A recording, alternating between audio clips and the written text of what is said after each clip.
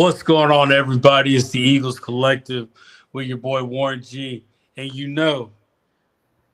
at the end of the day, we're going to be doing this a lot. So just get ready for it. I got my boy Leo.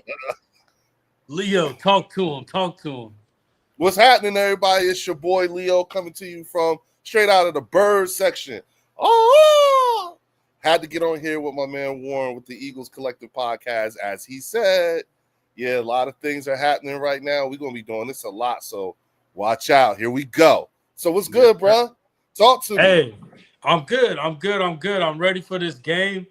It was definitely a disappointing Wait, real game. quick, before you get started, I was so amped for this, right? Uh-huh. You know, I had to pull out the SFVOG. All right, so that's in case anybody's wondering, what is Leo smoking on today, right now? Leo's puffing on that SFVOG.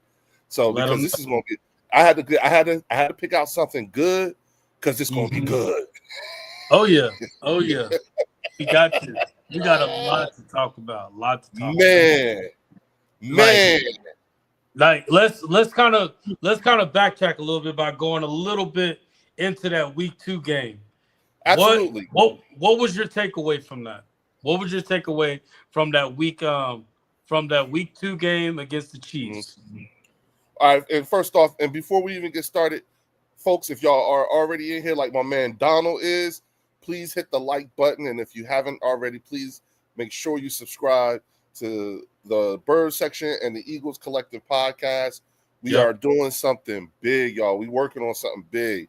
And shout out to my man Donald. He said, "What up, Leo, my Eagles brother? What's up, champ? What's going on, Donald? What's going on?" All right, so to answer your question, right? Mm-hmm. So there was a few things because it was week 2, and I feel like all 32 teams are collectively, no pun intended, are stumbling and bumbling from week 1 to week 4. Some teams stumble and bumble their way to 0-2. Yeah. Some teams stumble and bumble their way to 2-0. Some teams are stumbling and bumbling to 1-1. But at the end of the day, the first 4 games, you're all stumbling and bumbling to figure out who you are right now. Yeah. That being said, the Eagles happen to be one of those teams who stumbled and bumbled their way into a 2-0 start. But at the end of the day, we're still slow. We've always been a slow starting team. And and based off of the eye test and what I see, we are still slow. We are still figuring things out. But for a team to be stumbling and bumbling and still figuring things out, I will tell you that each week so far has increased my thought process in one, that we're a very dangerous team because as fucked up as we may look, our defense has held 2 opponents to less than 21 points.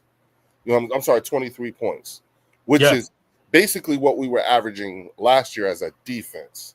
It is. Offensively, offensively, I could tell you that there's a lot to be desired at this point. Want to see a little more of a balanced attack. I want to see more of a success rate in the run game and in the passing game. But again, we're stumbling and bumbling. 2-0 never looked so good. Fly, Eagles, fly. NFL is in trouble. We are going to repeat and win the Super Bowl. Fly Eagles. I said that too, Donald. You know what I'm saying? I actually agree. You know what I'm saying? It's gonna look different going into this. It's gonna look different. Like it's gonna be a lot of growing pains going into this. Now, wait. I will say this though. Talk to me. The passing and the running, said that part. Defensively, I don't think that we're going to really hit our stride until maybe week 7, week 8, defensively. Okay.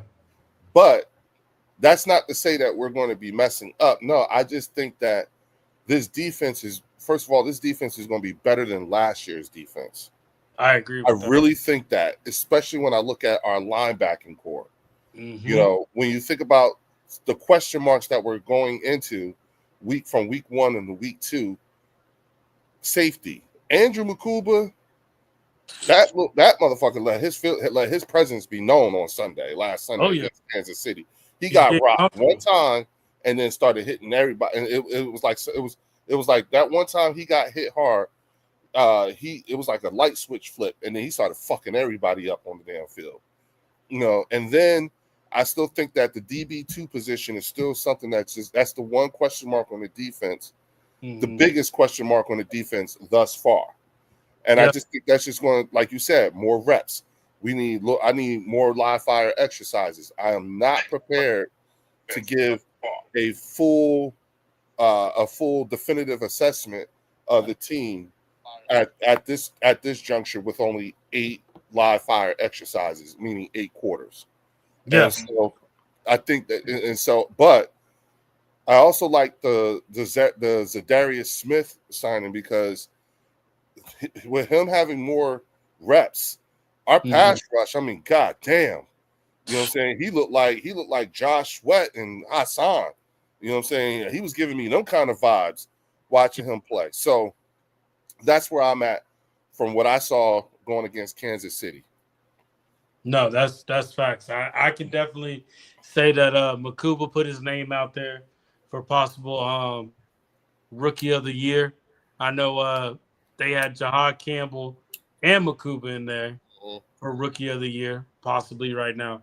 And we're pretty familiar with that because we had Coop and we had Quinion last year. So that just compliments to Howie on how he drafts his picks. Because remember, we were all asking for Malcolm Starks. We were all asking for him. And I don't know about you, but the Bills put work in when they played them.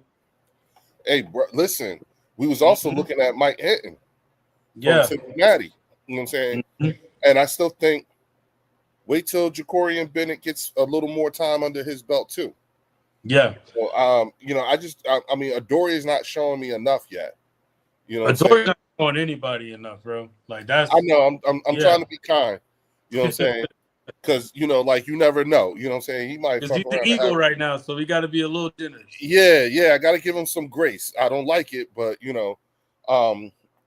it's just one of those things that makes me feel like, okay, when I look at everything else I'm seeing, at the end of the day, we still held them to 20. What was it? 20 points? Yeah, we held them to 20. Same thing in the I Super think Bowl. they had what 18. I think we'll have to look it up. But but they had the same amount of points Sunday that they had in the Super Bowl. Yeah, that was the Super Bowl score. Let's see. You know what I'm saying? It was 20-17. 20 that was the score of the game. Yeah, 20-7. Wait a minute. We held Patrick in on to 17 points. Correct. I know he was short. I know Patrick was shorthand. He was short staffed, but that's still an accomplishment in of itself. Week 2. Yeah, but they banking on it being Patrick Mahomes. That's something to get done. That's the thing. They banking on him too much, and I think he has more on his plate than he can handle right now. That's definitely what we saw. Patrick Mahomes was actually playing a little bit like Jalen in that Cowboys game. Like he wasn't seeing anybody open, so he had to take it into his own hands, and he had to put the ball. So we saw a lot of that. My biggest takeaway from that game is Zadarius Smith was a smart pick from Howie.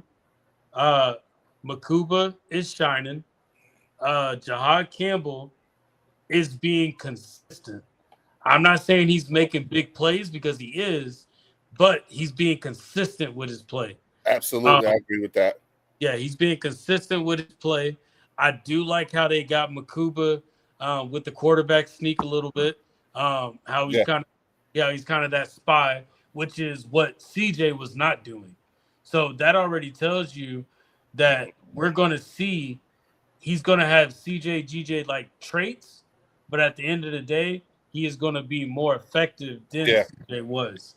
I agree. I like that. Reed Blankenship. I think Reed Blankenship is kind of like how Quinion is. We don't see that much of him, and that's a good thing.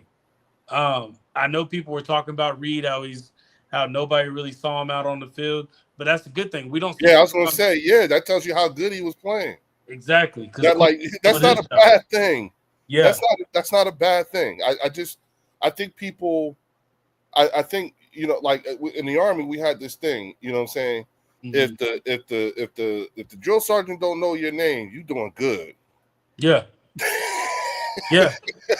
Yeah, I believe that. And from what Quinion's doing good too. Like I know he got that pass, that touchdown pass on him.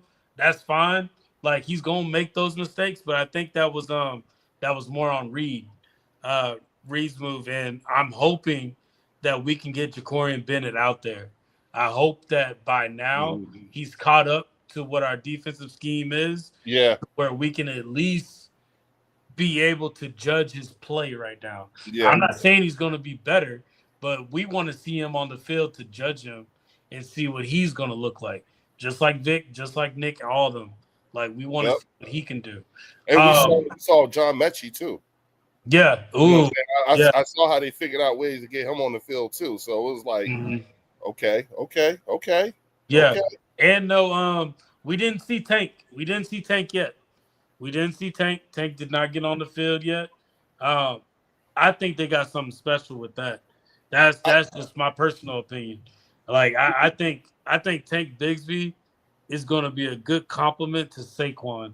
I was going to say him and AJ going to be the reason why Saquon's fresher at the end of the season.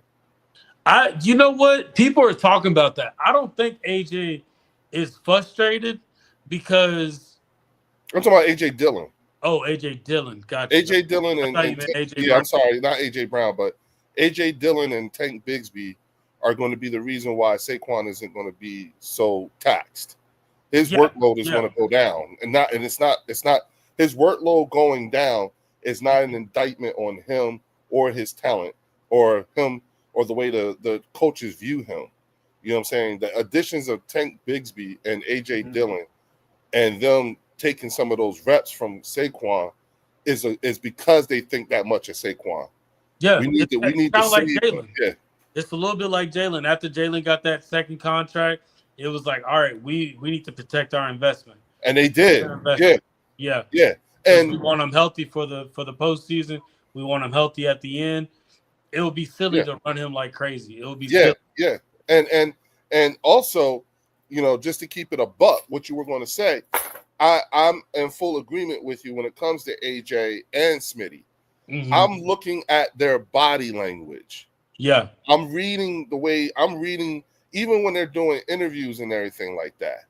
In my opinion, the way things are going, especially with how they're not being utilized like I would like to see them utilized. At this point, it's so obvious that they're not like in the same realm as they were last year. Yeah. At this point, it was so egregious that I realized something like, oh shit, this is on purpose. Because I'm looking at their body language. Nobody's mad. They're not mad. They're doing something. They understand. Yeah, something's up. And I don't mean in a bad way. I really don't think that the a number of targets and the number of receptions that both AJ and Devontae are not getting or are getting is a bad thing. I think this is something intentional. I think they're actually allowing teams. They're just looking at how teams are going to try to play them because everyone knows it's Saquon. Everyone knows. We're going to run this fucking ball. Now you just got to stop it. So how you going to stop it? No, that's a fact. And I do think that this upcoming game, we're going to see a high passing. So we're due for one, and the Rams can be that team. Yeah. But then again, at the same time, I wouldn't be surprised if it wasn't. I wouldn't be surprised. Well, the thing is, I need them to get a little bit more active with the passing because that passing opens up the breakaway runs. Absolutely. Because now what you're doing is you're forcing these defenses to play you fairly, and that's what's happening right now. They're just filling up the box, and but with filling up the box, they are not being schemed. They're not being schemed enough for AJ to get open, for Devontae to get open. Like I watched the game and I even watched a little bit of the film on it, and a lot of those plays, they were not schemed to be open. I truly Mhm. think that they play down to their opponents at times. And it's like Remember the it's first because we 4 games know they're we stumbling can and win bumbling. this without putting out our secret weapons.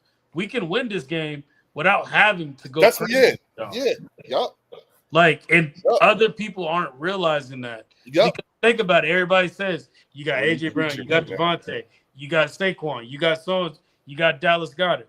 Y'all should be throwing the ball like crazy. Why? Why? So y'all can see what we do. So we got something on film for y'all. It's only week 2. You want something on film to already scheme up to us? No, bro. We learned that in 23. We're not doing that. We ain't showing y'all shit, Yeah, like there's and I no don't care point in what y'all showing say. them anything. I don't care Like, what y'all say. We're yeah, not showing y'all shit. I don't care what you say. So exactly. what? Cowboys, We won. Cowboys, come on now. Yeah, I Seriously. listen. You look, bruh. Matter of fact, now that I think about it, I was with y'all. I Hmm. was with y'all Yeah.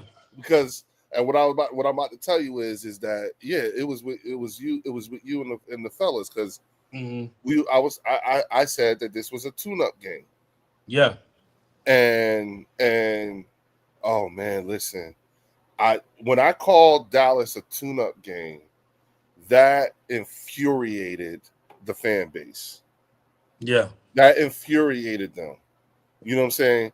And I said, here's the thing. They are hanging their hats on the fact that they weren't embarrassed. Not that they lost the game, just the fact that they weren't embarrassed. We Yeah. scared you. That's where they at with it. They're just happy that they think they We could scared have beat you. Yeah. you. Yeah, we could have beat you. It's the woulda, coulda, shoulda game.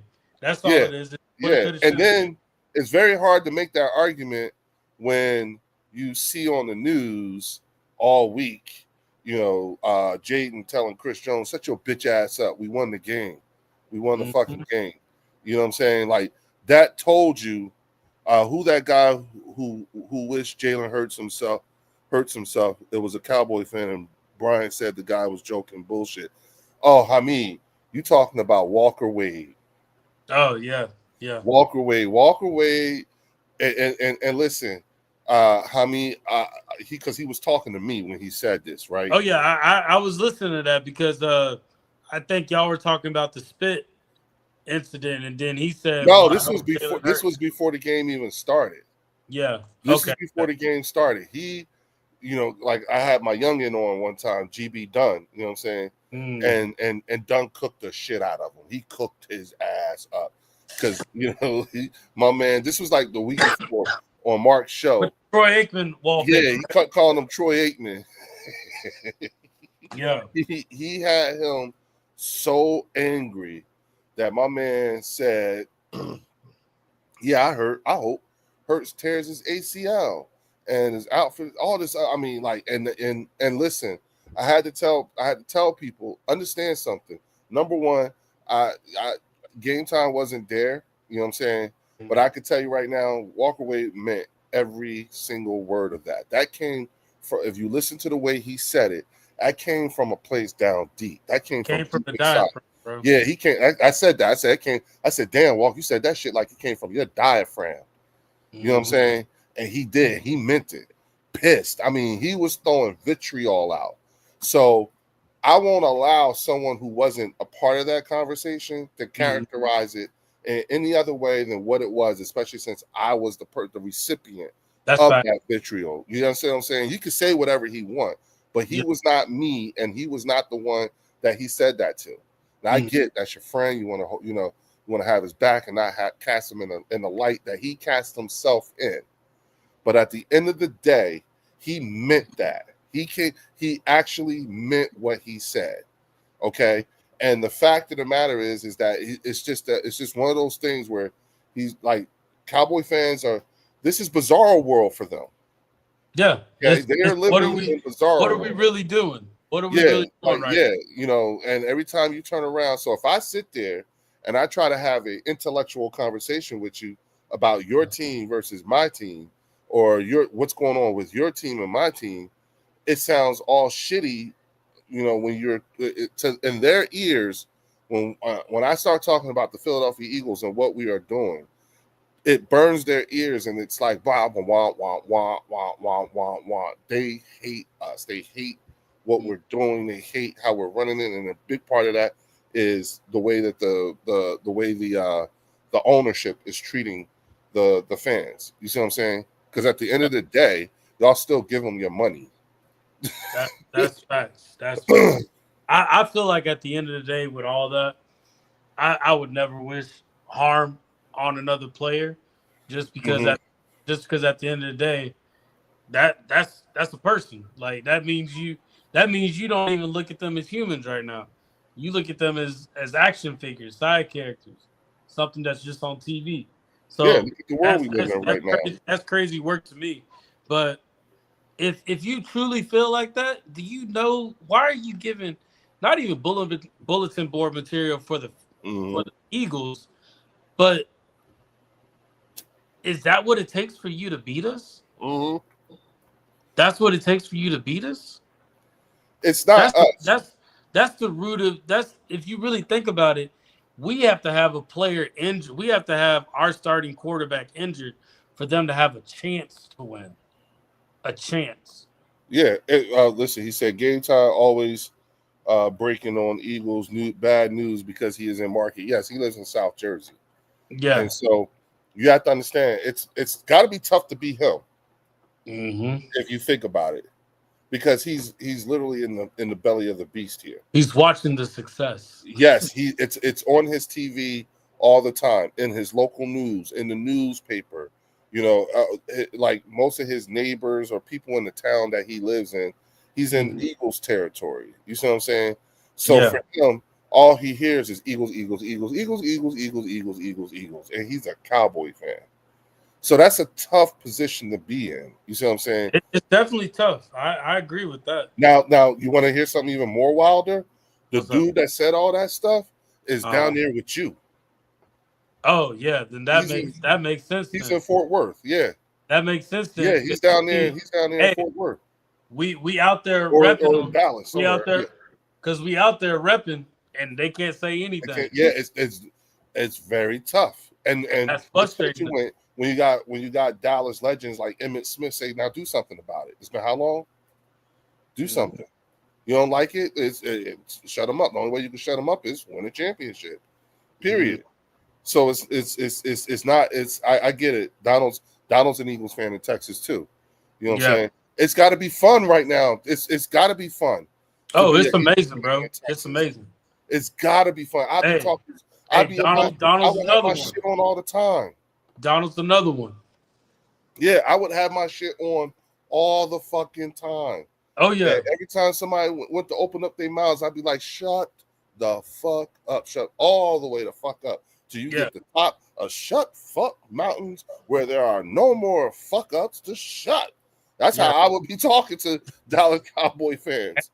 Whenever they talk about the Eagles, I have to remind them Super Bowl champion Eagles, not just Eagles, Super Bowl champion Eagles. Bruh, if I'm in Texas and I'm listening to Cowboys fans, how they talking? I'm just doing like this, like, oh. But I'm not even gonna hold you though. It's very quiet. It's very quiet out here when it comes to Cowboy talk. I'll be like doing like this. Wow. Really? And what else? Because listen, all their rings, like I said, all their rings come from the late 1900s. You know what I'm saying? They're all 14 karat gold.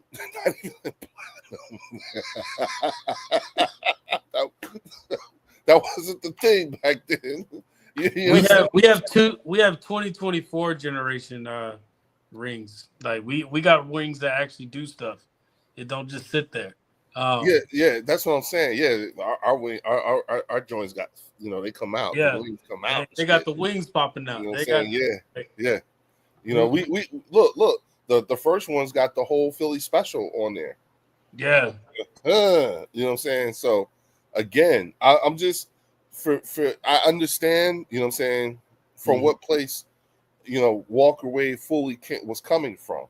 Why it was so hard for him to say the things that where like the anger and all that vitriol that comes from it. And yes, he did say that.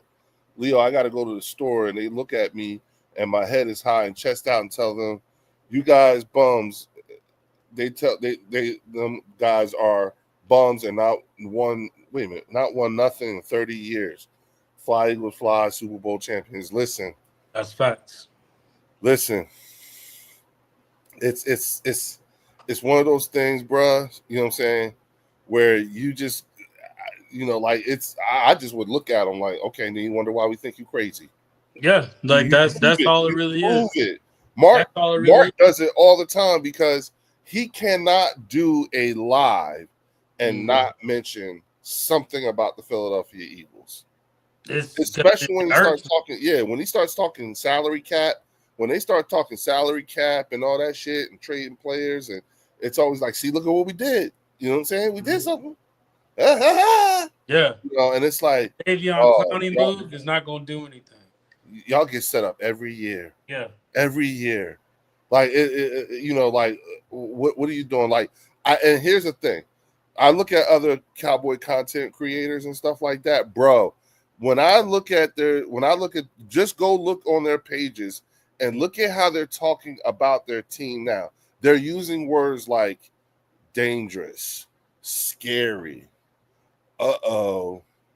we coming, that type of shit. You know what I'm saying? Like we signed Tyler Smith. This is not good for the league. they talk about their team in those terms and then turn right around, okay, and talk shit about us. Yeah. And it's like you would and listen, when they talk, like the things that they say, because there's some things that is universal throughout the league. First of all, to the 31 teams in the National Football League, fuck all of y'all. Because when y'all talk about that tush push, the thing that I can't stand when the tush push comes up, and it came up a lot this week, right? Yeah. The thing that I can't stand is not what y'all say about the tush push. It's the manner in which y'all talk. Because y'all talk like we cheating. Like we're cheating. Or you talk like that's a play that is not allowed to you. You're allowed to run the tush push. Like here's the thing. Like this is what I'm not really understanding. If the tush push is an unstoppable play, then why would you not spend time as a team trying to learn how to perfect the unstoppable play? Like you can actually run it yourselves. You're allowed to do it. Do they have the personnel though? That's everybody is. It's not a play that's only for the Philadelphia Eagles. The thing about the tush push was it was invented by the coach of the Philadelphia Eagles. Nick Sirianni invented the tush push. Okay. But there's enough film out there for all of y'all to know what it looks like. So now, and turns out, there have been some teams who have actually tried to do a version of their own version of the allowable, unstoppable play. Now, so understand something. When you make the argument, stop making it the manner. I'm just saying the manner in which you say it. Stop saying it like we're cheating. We're using a play that's not allowed. It's allowed by everybody. Yeah. If you don't like the fact that we are doing it, then you fucking do it yourself. Or, like Tom Bull said, figure out how to stop it. We're not 100% on the tush push. We've been stopped before. We're not 100% successful on it. Yeah. But I think the fact that we've done it so many times and became successful, I don't even feel like we really used it that much, honestly. I think this last game with the Chiefs was the last time we used it that much. Oh yeah. Hey Linda, I got your package is on its way. I appreciate you. Hey, Linda, what's good, Mama? How you doing? Retro, what's up? What's up, champ? What's good, man? No, oh no. Retro's a Cowboy fan. My bad. What's up, wannabe champ? What's good, bro? Logan Motorsports is here too. You know what I'm saying? You know what I'm saying? We got Shout out to little G Griffith. Happy birthday to your Aunt Valerie. You know what I'm saying? To Donald, Hamid, Abdul Aziz. You know what I'm saying? Everybody here, yo, we appreciate you being here. Definitely. You know, y'all know how I am. I get to talking my shit, you know what I'm saying? And it's like, whatever, you know what I'm saying? But on the real though, you know, like that's how I feel about, you know, like the way I hear some of these other content creators and fans from other teams talking about it. Listen, y'all can say whatever the fuck y'all want to say, but please stop making it sound like it's not something that y'all are not allowed to do. That's the part that I think think the teams that are the most frustrated about it are usually the ones that cannot do it. But I do, the fact that we're on the tush push, I want to dive a little bit into the offense. Yeah, let's do it. Yeah, like let's dive into this offense real quick, because Jalen Hurts only had 101 passing yards. I'm personally fine with that. Who won the game? That's the way I look at it. We dived into, we think that they're holding back potential plays for these teams that are coming up, such as the Rams, such as the Bucks. Do you feel like a lot of this has to do with Dallas Goedert not being out there? My personal opinion, what I spoke on with the guys, is if you're Kevin Patullo, you have a game plan coming up. You're about to start the season. You got Dallas Goedert, you got Johnny Wilson, who is an amazing blocker, right? And then you got Ben Van Sumeren, who's supposed to be your fullback, who's also a good blocker. You lose Ben Van Sumeren, Johnny Wilson's out for the season, and then Dallas Goedert, he's up and down. So I feel it's a lot of losing them that's affecting us not being as productive as people want to see when it comes to the pass game. You see my screen? You see what I got up on there? Yeah. Okay, Let me try to zoom into that real quick. Let me. So right now, Jalen is working with 88.5 passer rating. You know, as a his completion percentage is 75.6. He's been sacked 3 times. He's had 23 QB pressures. You know, Saquon right now is sitting on, he's had 40 attempts. He's sitting on 148 yards. AJ Dillon is sitting on 29. He's been targeted 9 times with 7 catches thus far. He's the leading receiver on the team with 69 yards.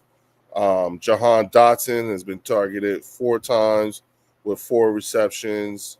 You know, AJ has been targeted 9 times, you know, with 6 receptions. And Saquon's gotten targeted 7 times with 6 receptions. So this right here, especially with, you know, this is deliberate.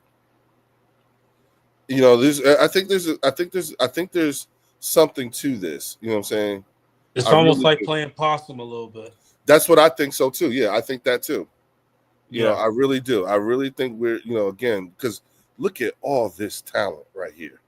Look at that. You know what I'm saying? And believe it or not, you know what I'm saying, what's even more crazier to me is that, you know, like, again, and it could happen. I think this Rams game is set up for it. You know, is this being the offensive explosion, because we're going into this game literally with our full complement of weaponry. You understand what I'm saying? Like our full complement. And looking at the defense, you know what I'm saying? You know, look, these guys here: Zach Baum, Cooper DeJean, Jordan Davis, Jihad Campbell, Andrew Makuba. Yeah. Look at this. Snaps. You know, percentage play time. Cooper's been on 100%. Zach's been on 100%. Jordan's played 70% of the snaps. Jahad Campbell's played 93% of the snaps. You know what I'm saying? Like, hold on. I'm gonna add to that too. A lot of this is truly not even. This defense isn't even at its full potential yet. No. And once it does, you said you give it week 7, week 8, right? Yeah, maybe even week 6, week 7, yeah, somewhere around that time. I think we're gonna get this true defense once Nakobe Dean comes back.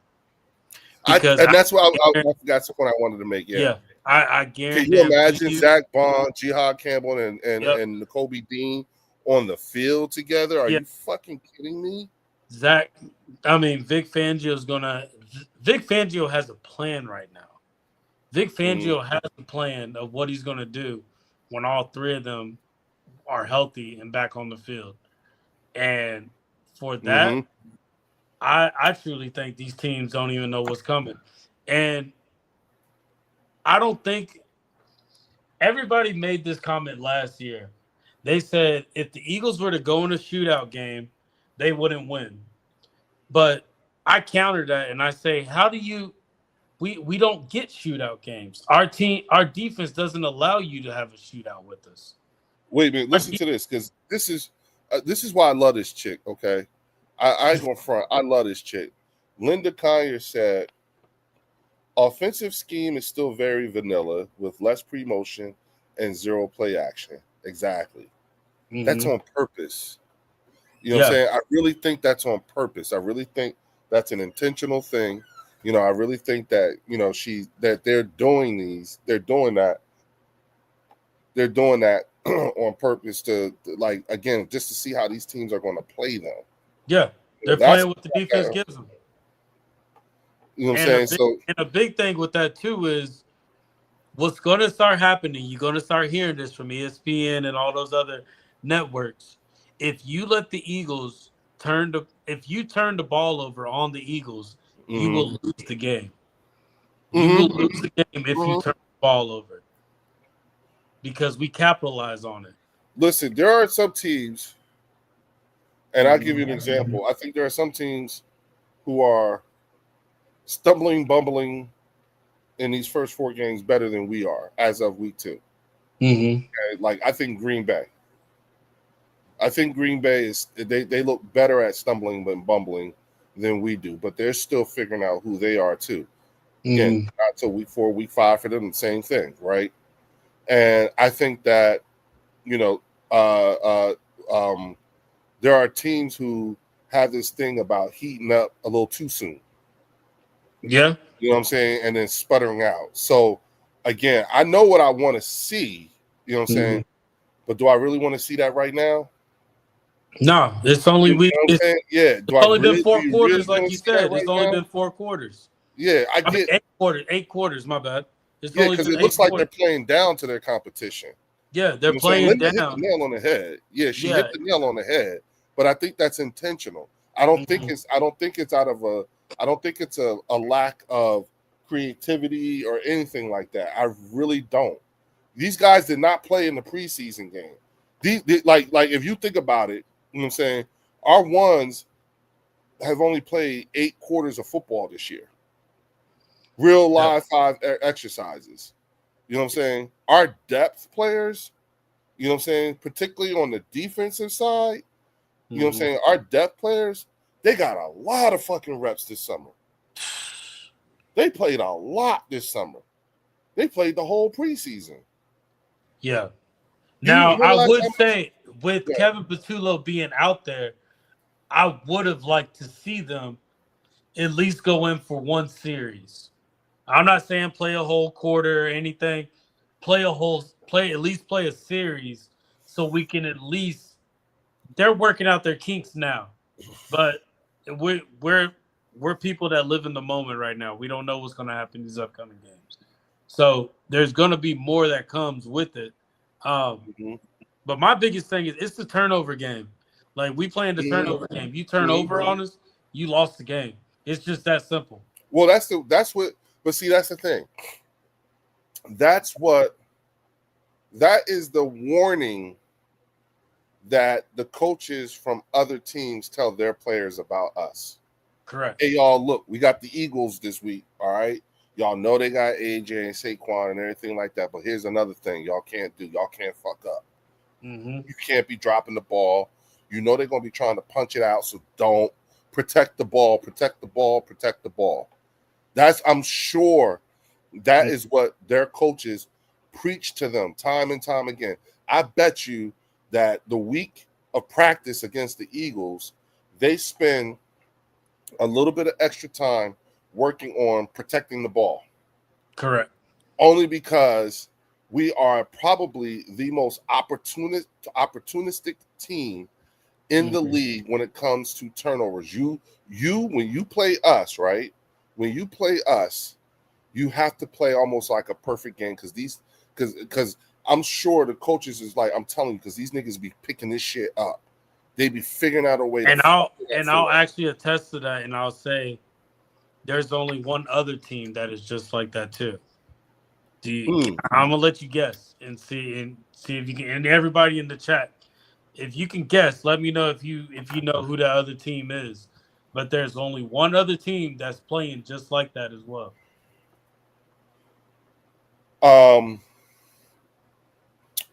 Who did the Ravens lose to?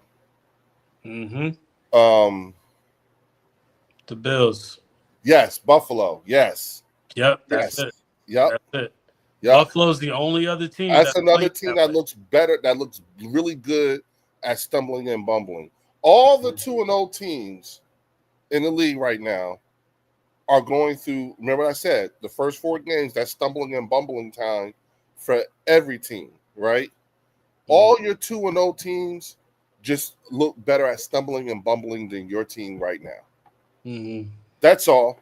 You know what I'm saying? There's some teams that just really look good at stumbling and bumbling, meaning when they get out of week 4 going into week 5, they're going to be hitting their stride.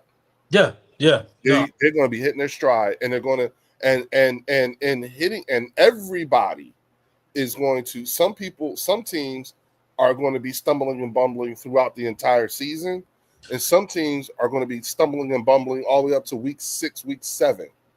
Yeah. You see what I'm saying? Mm-hmm. And may not ever, and it may be a little too late by the time they get their shit together. So then what happens is that those kinds of teams be the teams that fuck it up for a team who's doing really, really well. Mm-hmm. I.e., look at what happened when Philadelphia played San Francisco.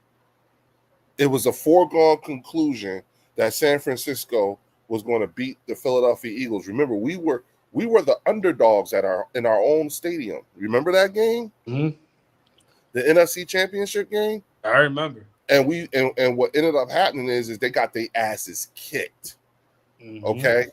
And that was because that's the Philadelphia Eagles. Of course, we put Brock Purdy out and everything like that. But you cannot make a mistake with us. If you, all it takes is one time. Ask Miles Sanders.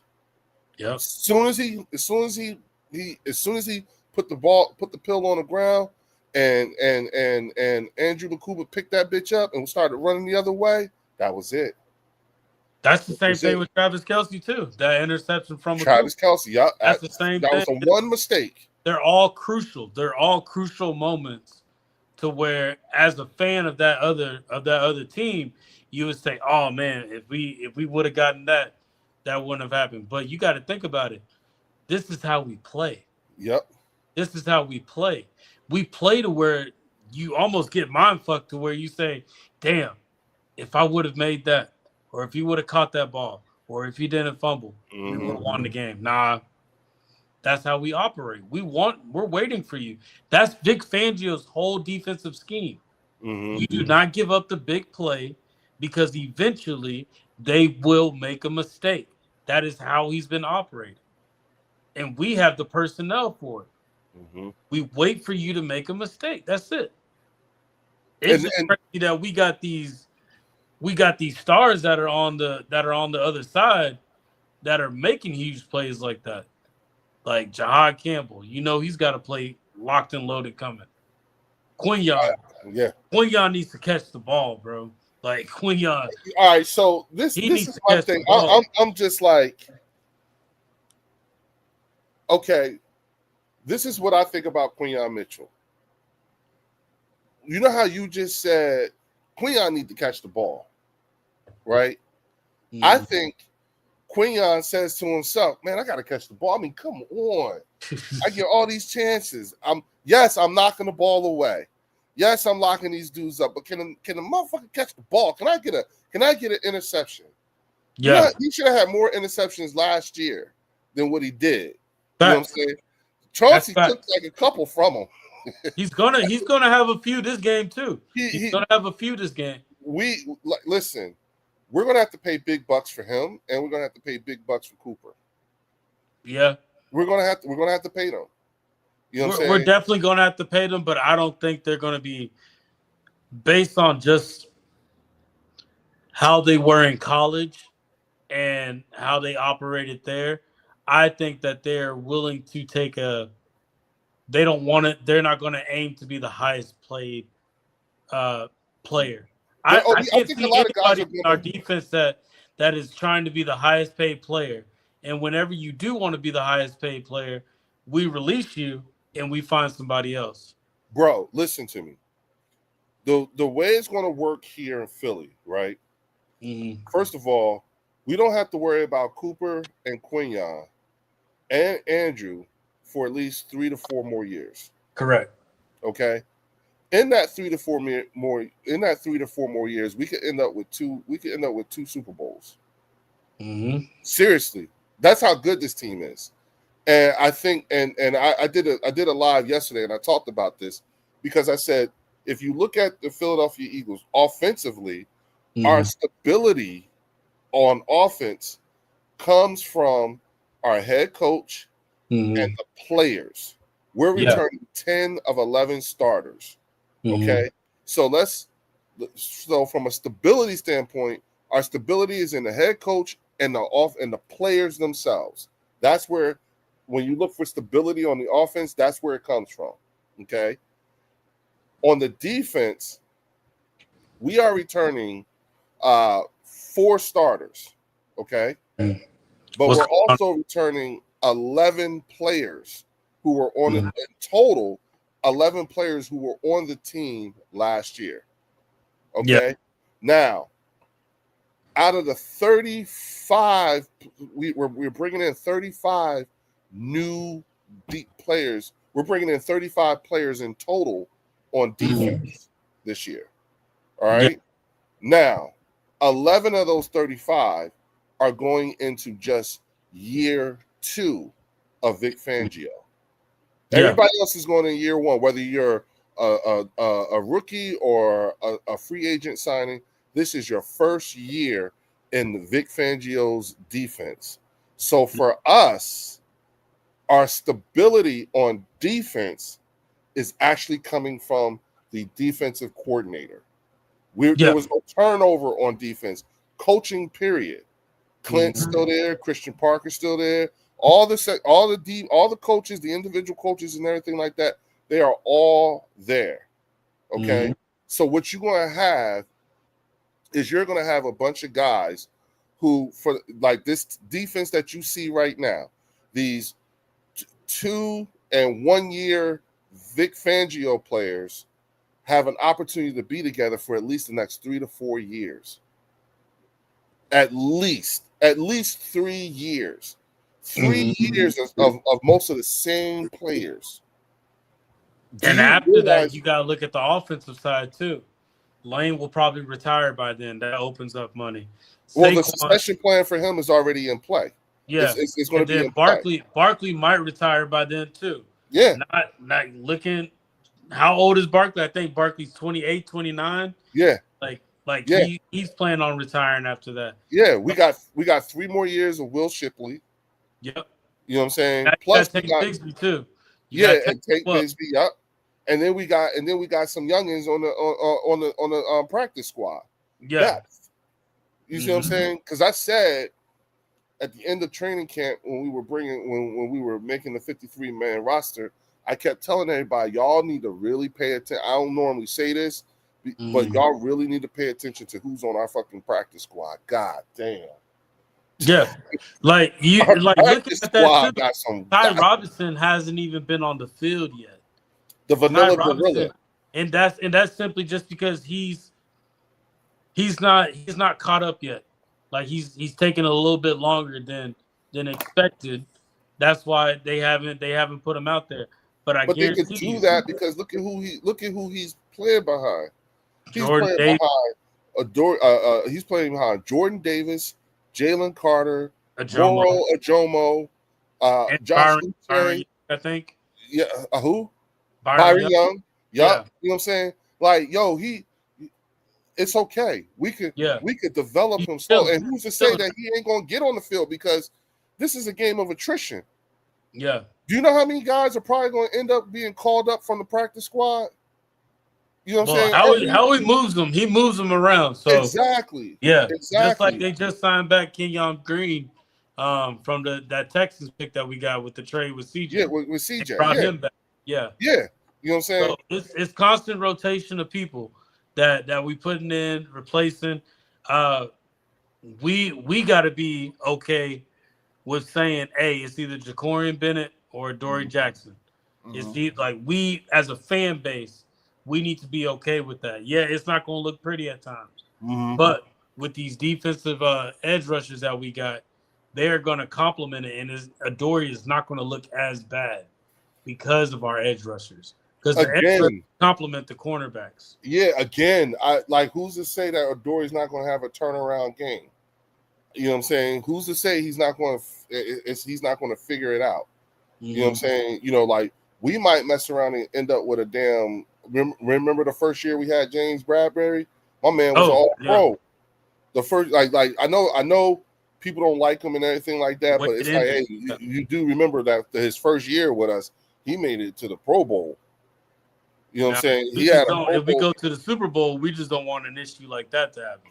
Well, it was, again, what we need to do is he just right now he's a liability. He's the biggest liability we have on the defense, and that's me like stretching, almost somewhat stretching to say to find something wrong. You're giving the quarterback somebody to pick on.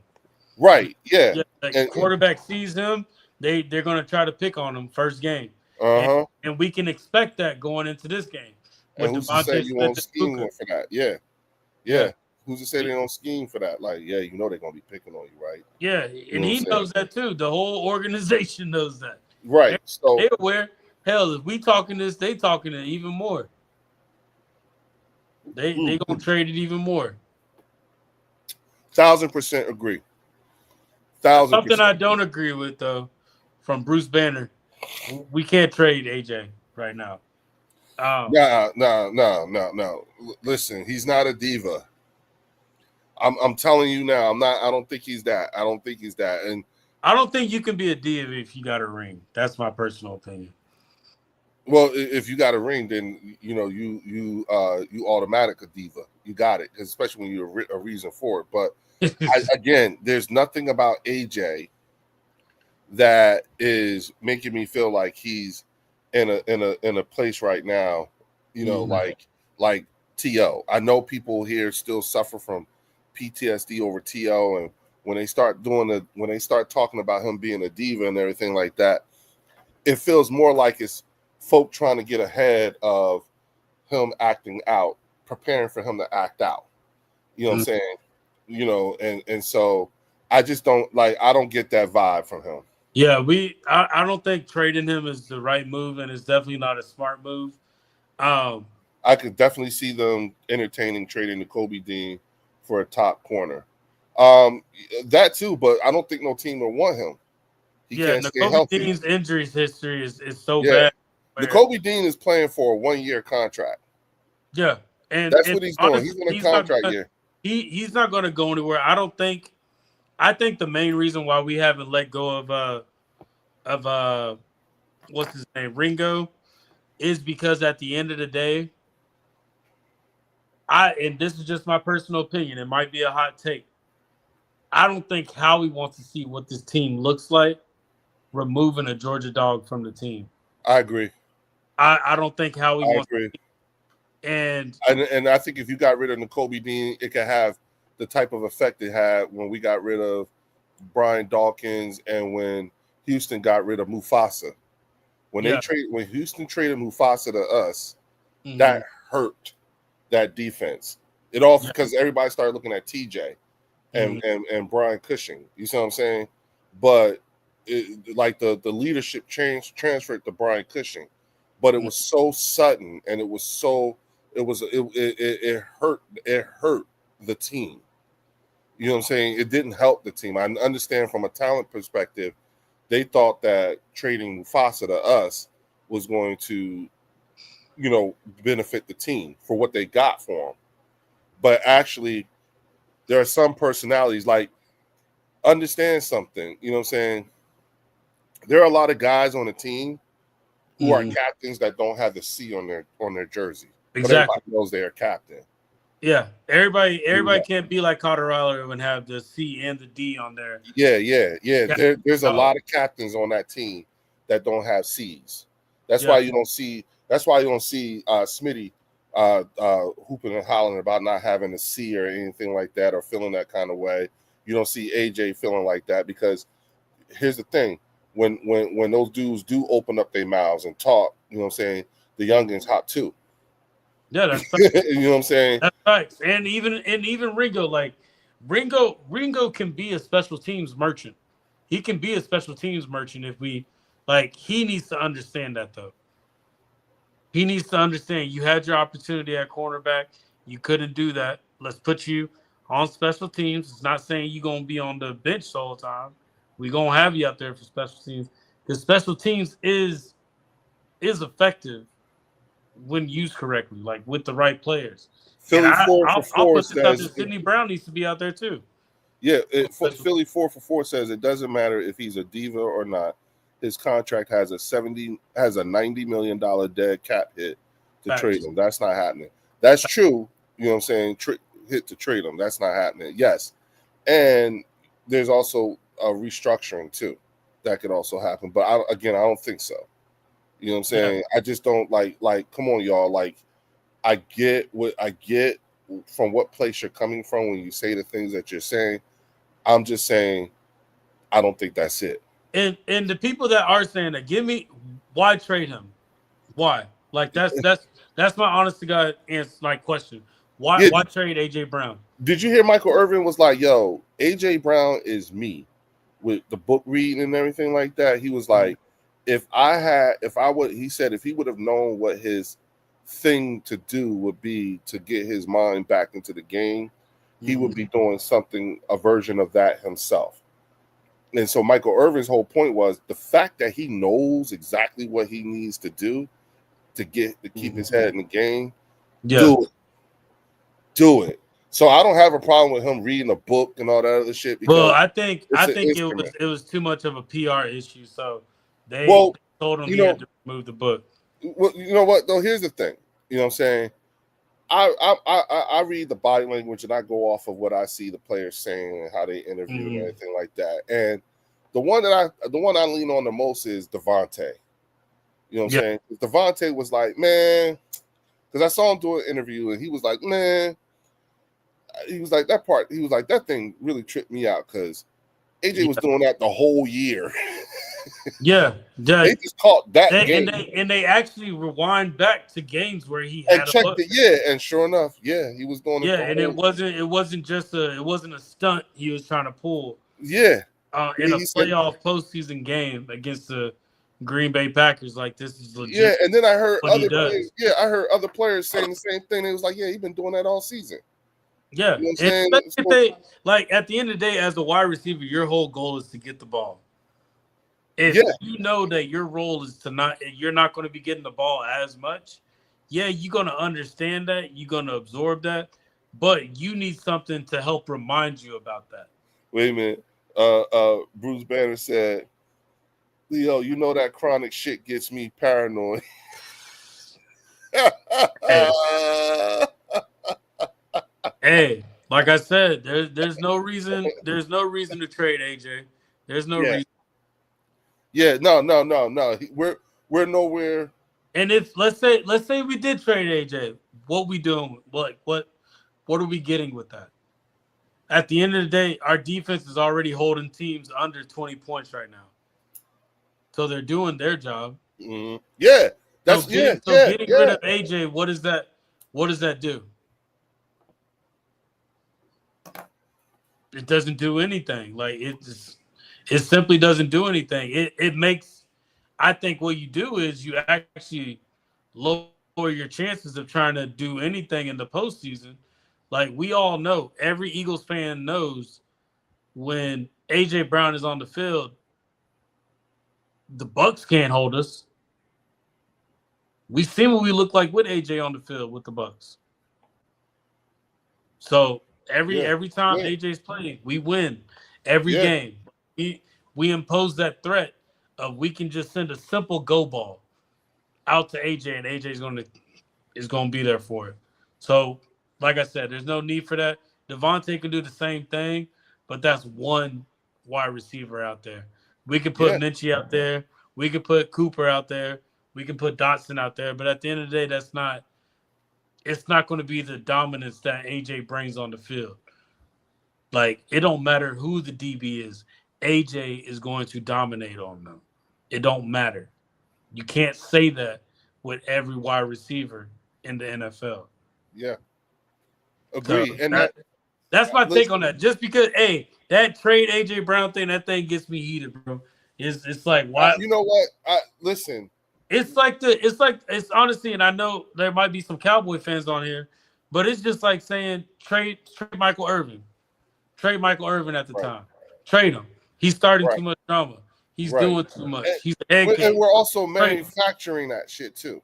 Yeah. That like there's I see people like that's one thing I'll say has been consistent with people like Mark Holmes and them.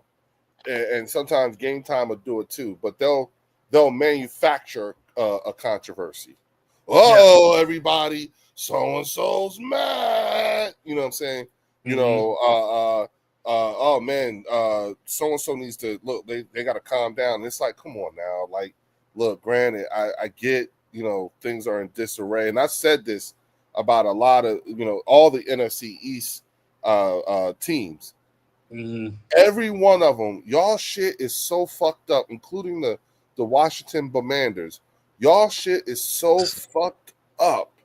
You should not have the bandwidth to be able to speak on anything regarding the Philadelphia Eagles. That's facts. You don't need, like, you don't have that. You don't have like, to be able to talk about the Philadelphia Eagles was a couple of train stops ago. Now, with your teams, y'all should you don't have the bandwidth. You know what I'm saying? Like, you really don't, because y'all got some issues. Y'all got some shit y'all gotta fix, and it's some serious shit. That's why I'm saying, like, we should not have your attention at all right now. There are things that are catastrophically happening on these teams. Washington, your fucking starting quarterback is not playing this weekend. Okay? Oh wait, he's not. So he's out this upcoming game? I think Jaden Daniels is out this weekend. You know what I'm saying? That game, I'm gonna dive into that a little bit. Just a real quick takeaway from that. That whole entire game, I think that silenced a lot of Commanders fans. But watching that game, you saw Jaden Daniels, a young player, play with old heads. Yes. That's exactly what you saw. They're the oldest team in the league. They showed their age that entire game. They showed their age. That Cowboys-Giants game was strictly a pissing contest, bro. Like, well, here's the thing, right? And I was talking to somebody yesterday or the day before. I was trying to explain to them. Yes, you won the game, and let's keep in the main thing. You know what I'm saying? You won. You know what I'm saying? And so let's compartmentalize that and put it to the side, okay? You won. Just like we did. We won. All right? But here's the thing. Let's look at the defense, okay? The defense allowed a team to put up 37 points and a quarterback to throw for over 450 yards. Okay? I understand keeping the main thing, but when I hear 37 points, okay, I understand your offense scored 40 points, but your defense allowed for a quarterback who's old to throw for over 400. Y'all made Russell look like Russell from Seattle. Y'all let him cook. Whenever you have a team whenever you have a quarterback that threw for over 450 yards on your defense, that means that something catastrophic happened. But Leo, you know why that happened, right? You know Tell why me. that happened? That simply happened because just like how we played down to our competition, the Cowboys played down as well. And they had to take it to overtime. It wasn't that just separates just our team from the Cowboys. Like at the end of the day, Russell Wilson will never throw 400 yards on the Eagles. He would never. He would never do that, bro. How do you let Exactly. Cam Scatterboo? I forgot when he got what pick he was, but he was known for being slow. How did you let him get a running touchdown on you like that? How you let that happen? How you That's let the and wide receiver that was the point too? that I was making. And now, Yeah. no, and Deron Bland is not playing this weekend. I think they got some people. Did they bench him No, because of wait a what he minute. did? Something. Wait a minute. Hold on. I remember seeing something. I thought I saw something earlier, and they were saying that they were talking about people who were out. Vinny, how is our secondary bad? Because we have one cornerback that's struggling right now. Does that just mean the whole secondary is terrible? I'm just asking.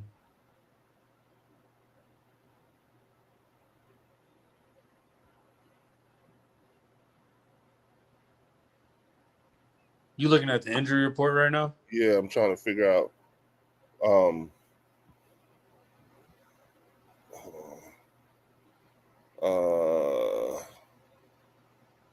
let me see. Sorry about that, y'all. I want to make sure we got our facts straight here. Yeah, that's like I didn't know Jaden Daniels was out. I didn't know that. That threw me off. Mm-hmm.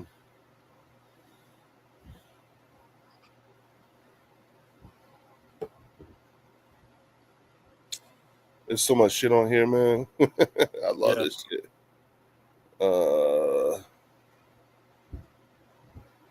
Vinny said Bland is out. Vinny said Bland is out. Yup, yeah, foot. Yup, yup, his foot. Yup. So that's the question. Why put him out there? Why are you gonna put him out on the field if you know he wasn't 100%? Because clearly he wasn't 100%. If all of a sudden now his foot's out after 2 games. Mm-hmm.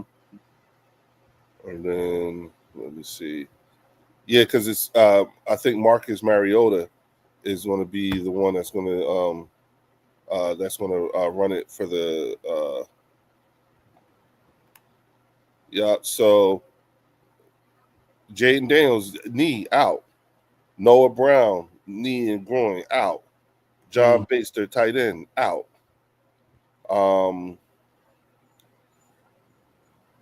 Let's see, Trey Amos, he's a full go.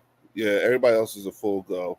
Debo, Laramie, Zach, Vaughn. Yeah, and you know what? I even forgot that Von Miller was on their team. Yeah, he's I completely Von forgot. Miller just needs to pack it up, bro, and just retire. Like the longer he stays in, I think it just doesn't look good for him. He just needs to retire. I don't know why he thought the Commanders was the right team to go to. Well, again, it was more so. It was more so getting a chance to get a ring. Mm-hmm. You know what I'm saying? Like the best chance, the best chance he had to get a ring. Because I don't think, I don't. And you know what? What's interesting is that I think that Philadelphia is going to be a destination place for a lot of potential free agents and stuff too as well. Yeah. And the reason being is because at the end of the day, you go to Philly. You know what I'm saying? Here's what happens. You come to Philly, you have a good chance of going to the Super Bowl because you're on a team that competes. That's going to be competing every year for a ring. But when you leave here, especially if you're a youngin, you can get a bag. Yeah. You can come here and get a bag. Makai Yeah. got a bag. You know what I'm Yeah. saying? You come here to revive your career. You come Yep. to revive your career. Yep. That's we've gotten players. We've been getting players paid. I think since the Nick Sirianni era, we've been Yeah. getting players played. Yeah. Like, that's Yeah. Yeah. Yeah. You look at Javon Hargrave. He went to San Fran and got a bag, and then ended up getting traded to Miles Sanders. Yeah, Miles Sanders got a bag in Carolina. You know, Kaiser Hassan. Well, Hassan fucked up his bag. That was his fault. Yeah, You know what I'm Hassan saying? Reddick. You got Yeah, what's the linebacker we had? That was a solid linebacker. Kaiser White. No, the 2022 season. Oh, oh yeah. Uh, Edwards. yes, T.J. Edwards. Yeah. No, we didn't have T.J. Edwards, not T.J. Yeah, Edwards, it but was yeah, TJ Edwards. It it was was TJ T.J. Edwards. Edwards. Yeah. Yeah. Okay. So Yep. it was TJ Edwards and Kaiser White. Yep. Mekhi Becton got a bag. Yeah. You know When what I'm everybody saying? it was done. Yeah. So even if we can't pay you, you can go. You can come here and then go somewhere and get paid. Yeah, that's how they operate, and like I love it. I love it. And do you Yo, realize that the Eagles have not used the franchise tag in 24 years? that's crazy. Yeah, we haven't franchise tagged anybody in over 20 years. Hey Leo, we got 30 people in the chat right now. Everybody watching, please go ahead, hit that like button. It's our tip jar. Yep. Yeah, go Look this ahead, up. hit that. Go ahead, hit that like button. That's what keeps us going.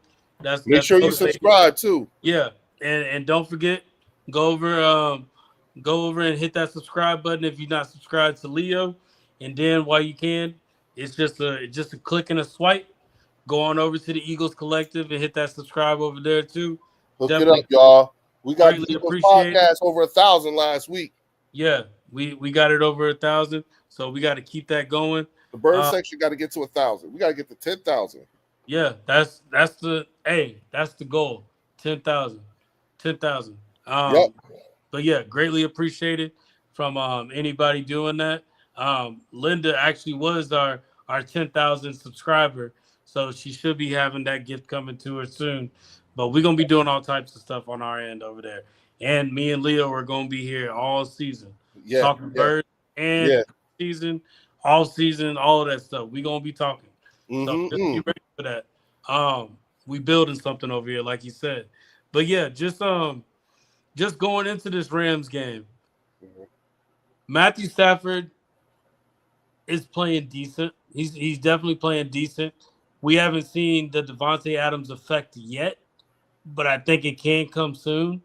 The biggest thing that I noticed about the Rams is they get held back when it comes to the red zone. So I want to see how our defense compares to their offense with Vic Fangio and is it McVay? Is McVay still just straight up offensive coordinator? I believe so. Yeah. Yeah. So I want to see how that works out with that. I'm not too worried about Kyron Williams. Like that's not even poking a joke at Scotty because Scotty got him on fantasy. We did a trade, but that's not poking fun at him or anything. But I just think Kyron Williams is not a power back, and I feel like to get through that Eagles defensive line, you need a power back. They just don't have it. They just don't have it right now. Yo, Donald, I appreciate the subscribe. I appreciate it. Let's keep it going, everybody. Hey, even Cowboy fans, Vinny, if you want to go over there and you want to talk trash on that end too, because it seems like you got a lot to say. You can come over to the Eagles Collective. We love to have you over there too. But no, that's kind of what I'm seeing with the Rams. I know that they also have a tackle that is on injury reserve that won't be there as well. Now, yeah, I'm trying to find it. I know I saw something on it. You know what? Matter of fact, let me. I'm glad you said it that way. Because it all just popped up for them, just now too. yeah, And pulling it up now. I like that, Bruce Banner. He said. Yeah, so their guard is Steve Avila. He has an ankle, he's doubtful. And then Brandon Fisk, their defensive end, with the oblique, he's questionable. And Kobe Parkinson, their other tight end, is his shoulder, he's questionable too. Yeah. So I would say they're not, it's game 3, but then again, this is the LA Rams, and I said this earlier this week. The LA Rams are our biggest test yet. You think so? Defensively. Really? Okay. Yeah, No, let me tell just you why. going into this 2025 season? No, not our biggest test of the 2025 season. Just our biggest test so far. To now. Okay, I got what I'm saying? And I'm glad this test is coming. I'm glad this big test is coming in week 3. You see what I'm saying? Because the implications aren't going to be that hard on us either way. If we win, it would be expected. If we lose, it would be expected because we're still stumbling and bumbling. This is only week 4. I am happy we're seeing this team now because this was the team. Because here's the thing. If you look at our schedule, 11 of the teams on our schedule will potentially see twice this year. Once in the regular season, or some of them are going to be twice during the regular season, and then the others are going to be once in the regular season and in the playoffs. We got to see Green Bay. We got to see Buffalo. We're probably going to have to see Detroit. We may have to see, you see what I'm saying? So we're playing these people in the regular season. You understand what I'm saying? So and being that the Rams gave us the biggest scare during the playoffs because they could have won that game. Could have. They could have, but they didn't. Our defense came through. You know what I'm saying? They were our biggest. They were one of our biggest tests. You know what I'm saying? And you have to understand that was a season for that team. They're in the position of what the San Francisco 49ers were in. Okay. They thought that the Rams thought that we took their Super Bowl. That was their shot at the Super Bowl. So for them this weekend, when they come to the link, they are returning to the scene of a crime. Yeah. You understand what I'm saying? And they don't give a goddamn. They motherfucking Philadelphia. Fuck, I don't give a fuck. You know what I'm saying? They're coming. They're coming to. They are coming to fuck us up. Okay, like unlike a lot of other teams. You know what I'm saying? Other teams just want to beat us up because they can say they beat the champs. No. Yeah, they want to get their best shot. The Rams want to fuck us up because they think we got away with something. Yeah, they think that, but I just truly feel like at the end of the day, this team. I like what you said because we are going to possibly see this team again. I'm pretty sure every team that we basically playing, we're going to possibly see them again. Yeah, that's why I said if you looked at the schedule, that's why I gave you the number. 11. Yeah, we're 11 definitely of the teams that we're going to play this year, we potentially will see them twice. And I always said, because somebody was like, well, what about the Commanders? I was like, the Commanders overachieved last year. Oh, yeah, they overachieved. Facts, and nobody wants to admit to that. No one wants to say that. They all just JD 55. We call him 5'5" here. JD 55. That's what we call him. You know what I'm saying? You gave that person you put too much weight on his shoulders for your expectations. I'm sorry. Yes. He's too much weight was on his shoulders for those expectations. These last 2 weeks is the only thing the Giants and who else did they play? Who did they lose? The Giants to? And the Packers. Yeah, they lost to the Packers. All they did was demonstrate that fact. They just demonstrated what it looks like when teams get 1 year of tape on you. Now everybody's working with a full year's worth of tape on your quarterback. Yeah, and that's at the end of the day, the Commanders had the advantage last year when you think about it. Yes, because nobody could figure him out. Yeah, nobody knew what was expected. Yes, from Jaden Daniels. Now we know. Now we know what was expected. Yeah, and look at what they did. Rushing yards just went down. Yeah, the way you stop Jaden Daniels, you make sure he does not run out of the pocket. If you hold them to staying in the pocket, and if your cornerbacks are doing their job, he stops and he ends up making a mistake. That's He's going. Jaden Daniels is going at the end of this season. Jaden Daniels is going to catch up with the rest of his team. I choose like this is Wait, to be wait, honest wait, with you. wait, I think Caleb wait, Williams will have a wait, better wait, season. wait. Yeah. He is going to catch up with the rest of his team Mm-hmm. and age on his body. Mm. That's how much he's going to get beat up.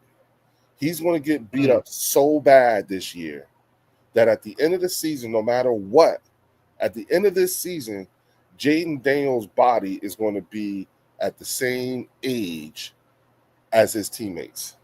He's going to Yeah. be, he's going to lose some years this year Yeah. on And he his doesn't have his body. safety blanket anymore. Yes, Austin Eckler is no yes. longer. He's out Also, for the Eckler's season. done. Yeah, He's yeah, out for the season. He's yeah, that him yeah. and Zach Ertz is Jaden Daniels' safety blanket. Whenever you see Jaden Daniels throwing, passing the rock over to Ertz multiple times, that's because that's his safety blanket. That's his And safety blanket. Ertz is yeah, going to get the ball. and that makes me sad because like I got an affinity for former players, and Zach being Mm-hmm. one of the biggest reasons why we won the Super Bowl.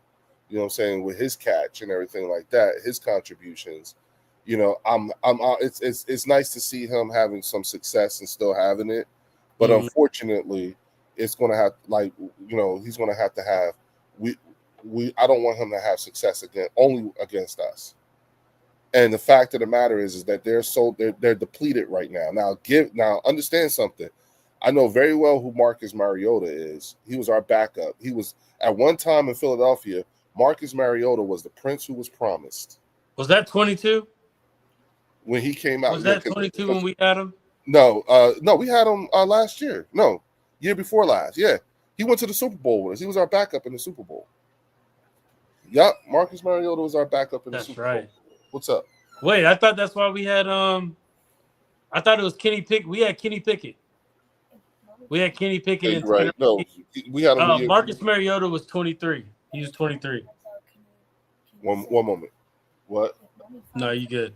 But yeah, Marcus Mariota was 23, so we already know how his game plan is. Sorry. You got I it. You truly got it. think that.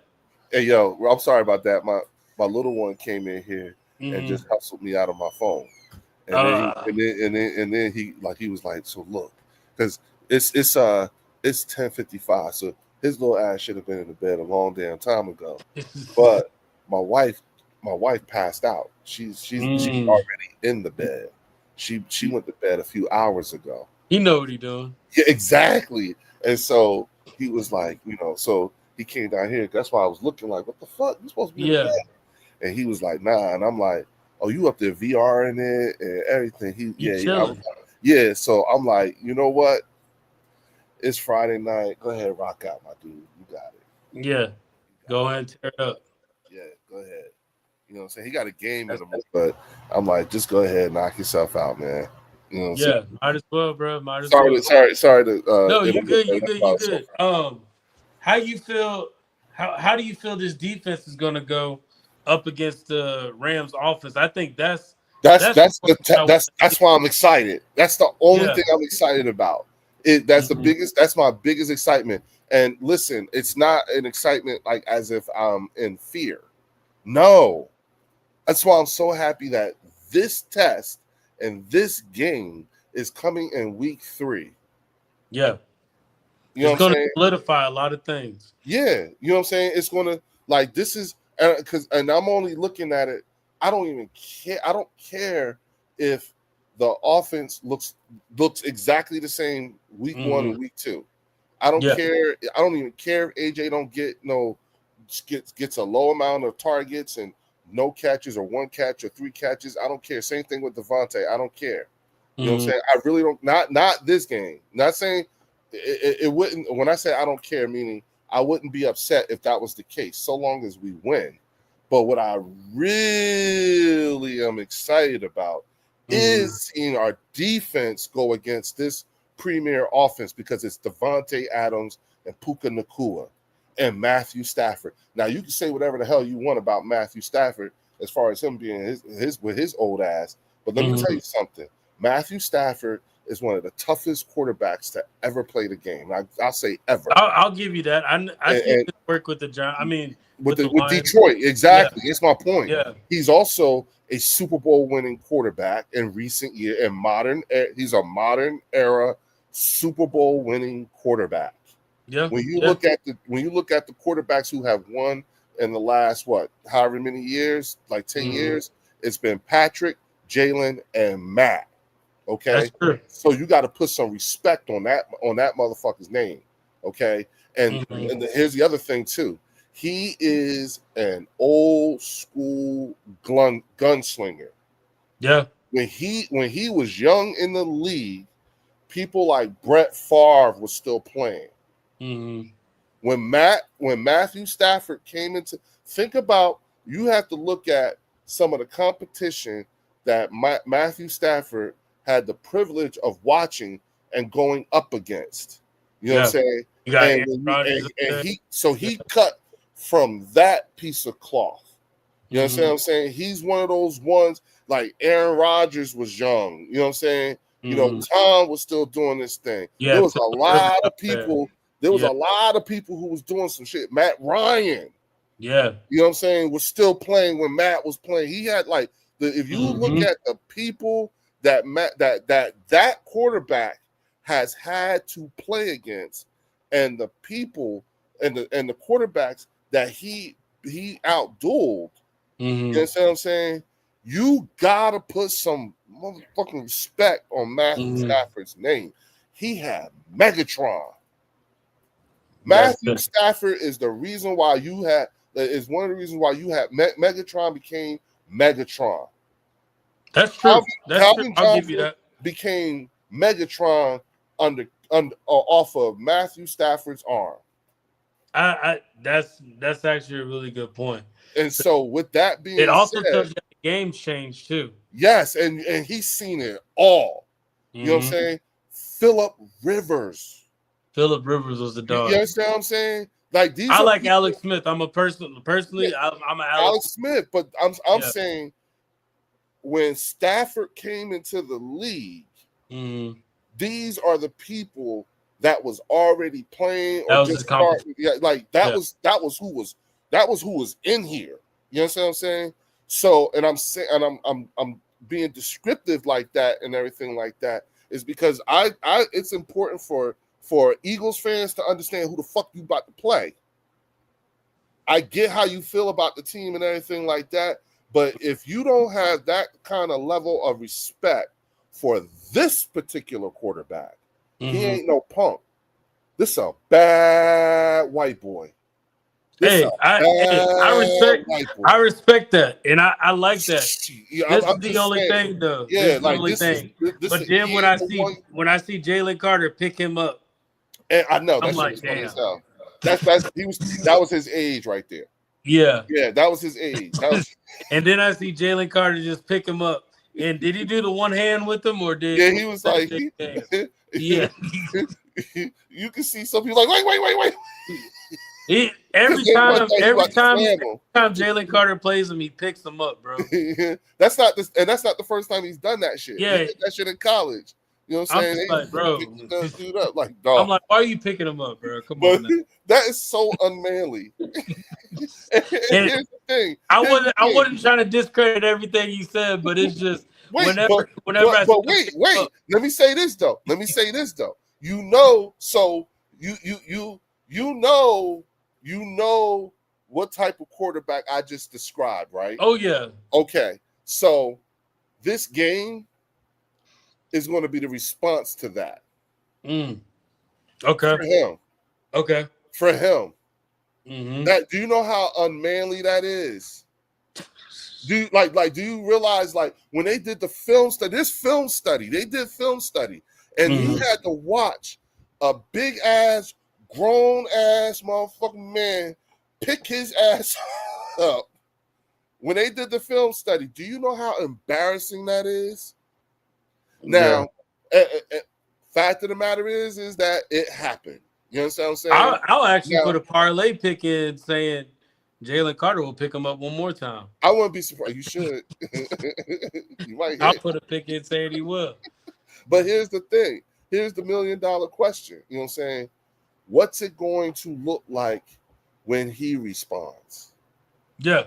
I told y'all that's a bad white boy. Who's to say that he ain't coming in? He ain't come. Remember, I told you they coming back to the scene of a crime. I said that. That's how Sean McVay and their coaches are explaining to this team, to the offense and defense, what you coming back to. And listen, did you ever see any of the videos of what it was like when they were leaving the hotel? Oh yeah, to get on the plane, to get on the bus, to come to the stadium. The by the time Versa had his little interaction with Jalen Carter, that was at the end of him getting cooked from the time they walked out the hotel. You know what I'm saying? And them Eagles fans saw them coming out of the hotel. And they could not believe the shit that them dudes, them Eagles fans cooked them so bad they laughed at that shit. Not because it was like ha ha ha. No, the shit was genuinely funny. No, that's you know what I'm saying? Because I had to laugh. That's facts. They were getting cooked the whole fucking day. I think the thing is the fact that they're coming back to Philly. That's where the game is lost. That's just they're returning. They're returning to the scene of a crime. Yeah, like that's where the game is lost. Yeah, they're coming back to prove that. Yeah, we got you, motherfuckers. They ain't gonna be no snow this time, bitch. Now check this out. As much as a gunslinger Matthew Stafford is, can you see any picks this game? From Matthew Stafford? Yes. Okay. Because everything that I said, okay, everything that I said, I wasn't saying it in terms of that's a bad white boy. That like he's this, he played with these people and everything like that. No, that's real time, boots on the ground intel. I know these dudes, I know our defense is young and all that other shit, but here's the thing. These motherfuckers are so good, they don't care. Just tell us what we need to do. What's the plan? Yeah. What's the plan? Just tell me what the plan is. And before I could tell you what I'm going to tell you the plan. But first I need you to, part of that is you need to know who the fuck you about to go against. So you don't take none of this shit lightly. Don't take it for granted. Don't take none of it for granted. This is like you said, this is their this is the test. This is an awesome test. Yeah. This is an awesome test. That's why I said these two games against, and you can't sleep on Baker either. No, but that's next week. But that's next week. I'm talking about right now. I truly think these two teams are gonna. I think it's gonna tell us about our defense, and it's also going to say any adjustments that need to be made. They're going to be made after this game.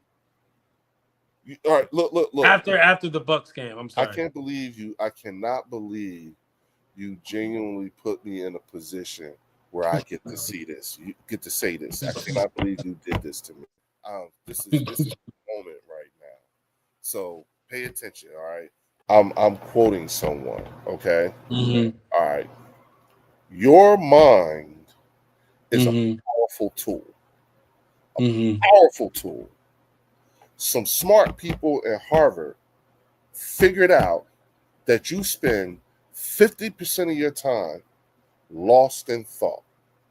So that means 50% of the time you are held up.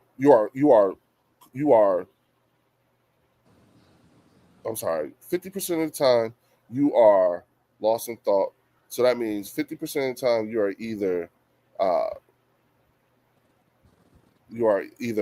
worried about you're distracted by what's in the future and held up by what's in the past.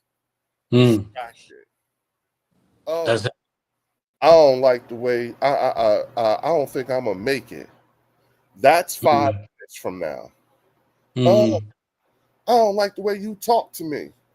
That was mm, 5 minutes ago. And what I need mm. you to be right now, what I need for you is to be in the right now. Be where your feet are. Yup, and right Yeah. now, that old ass bad white boy is coming Mm, back to the scene of a crime. That's the what is. Now that we know that about him, let's mm. let's game plan for that. You know he coming with a chip on his shoulder. Let's game plan for that. You know what I'm saying? And he coming back this time ain't no fucking snow, and he coming back with toys. He's got Yeah. Luka and Devontae. Versa wants to do his thing. You know what I'm saying? Mm. The whole defense. You know what I'm saying? Their defense is motivated. You understand what I'm saying? Yeah. We got it again. We got away with one. We could use that. We know they're going to be aggressive. You know what I'm saying? You know they worried about Saquon. Saquon has carved their asses up. Facts. You know what I'm saying? So you don't think that they might be from a defensive standpoint? They're probably game planning on how the fuck are we going to stop? Are we going to stop Saquon? What do we need to do? You know what I'm Mm. saying? This is a great test for our offensive line early in the season. You know what I'm Yeah. saying? To This make is those adjustments necessary. exact. You know what I'm saying? I What's went. going on, Tim? Tim's in the. We got Tim in here. Appreciate you, Tim, checking us out. What's good? What's good? What's good? Who's here? Tim, Oh, I Tim. got it on the screen. Okay. Okay. Oh, Tim Pinnell. What's good? What's good? What's good? You know what I'm saying? And if you came in here, please hit that like button. Hook us up. You know what it is. You know what I'm saying? But my point in all that is to say, knowing who we are going to be facing and what their motivations are is Mm-hmm. not a scare tactic. It's a this is intel.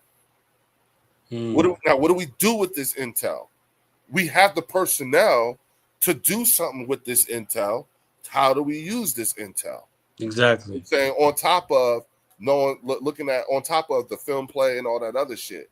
I just want Eagles fans to understand and really truly appreciate what this game really is, what it means for us, in particular at this time in time. Mm-hmm. Everyone knows every fucking year the Mm-hmm. Philadelphia Eagles always start off slow. We always start off slow. That should Last be year we was scary to two and any two. opponent. That Yeah, should be last year we scary. was 2-2. Yeah. Okay, you know what I'm saying? This is we've stumbled and bumbled our way into 2-0. Mm-hmm. You know what I'm saying? I'm not saying we're going to lose. That's not what I'm saying. You know what I am saying though is that the way you view this particular game at Mm-hmm. this particular time in time, I can Mm-hmm. understand if this like I'm not saying we should drop one or anything like that. No. That's not what I'm saying. Mm-hmm. All I'm saying is that, hey, y'all, you are still in evaluation mode. This is still evaluation. Yeah, it's still This preseason. is still it's This is still the last game preseason. of the preseason. Yeah, this is still preseason. I don't know who the fuck these motherfuckers is. Yeah. You understand what I'm saying? And Reed, We're not appreciate just you coming judging. on. And listen, we're not even just judging the players. We're also judging the efficiency of the play calling. You know what I'm saying? We're also evaluating the coaching. You know what I'm saying? Has these Mm-hmm. guys made the same mistakes defensively week after week? We Yeah. don't have enough. Like this will be the game where we could say, okay, we got 8 weeks. We can start seeing tendencies. You can't Yeah. say that. We ain't been playing long enough with the ones on both sides of the ball. We ain't really seen everybody be able to say we got tendencies. We ain't, you know what I'm saying? We can't stop the run. No, that you can't even say that. It's still too soon. Yeah. You We understand what I'm like saying? you And said, they got a premier we running need back. week 8, week 7 to come in. That's when you can have a full evaluation on this team. Yes, A full yes, evaluation. yes. Because I was one of those ones last year that made the mistake and started to make indictments on Nick Sirianni at Yeah. this time in time. Going starting right now, I was like, oh, he like not saying he needed to go, but dog, that's because he was yelling at the fans. Remember that shit? Mm-hmm. You know what I'm saying? I was like, yo. Then he shaved his head and all I that was stuff. like, yo, we got a 14-year-old as our head coach. That's what I kept saying last year. You know what I'm saying? Like I fully admit to that. You know what I'm saying? That 14-year-old took us to the Super Bowl. To the Super Bowl. The best way to shut me the fuck up is what they did. Yeah. What they did. Ray here says if Hurts doesn't pass for his first touchdown on Sunday, do we panic? No. I know. No. I don't think it's necessary to panic. Hell no. No. No. Yeah, I think right now a lot of people we gotta understand that this team is too talented.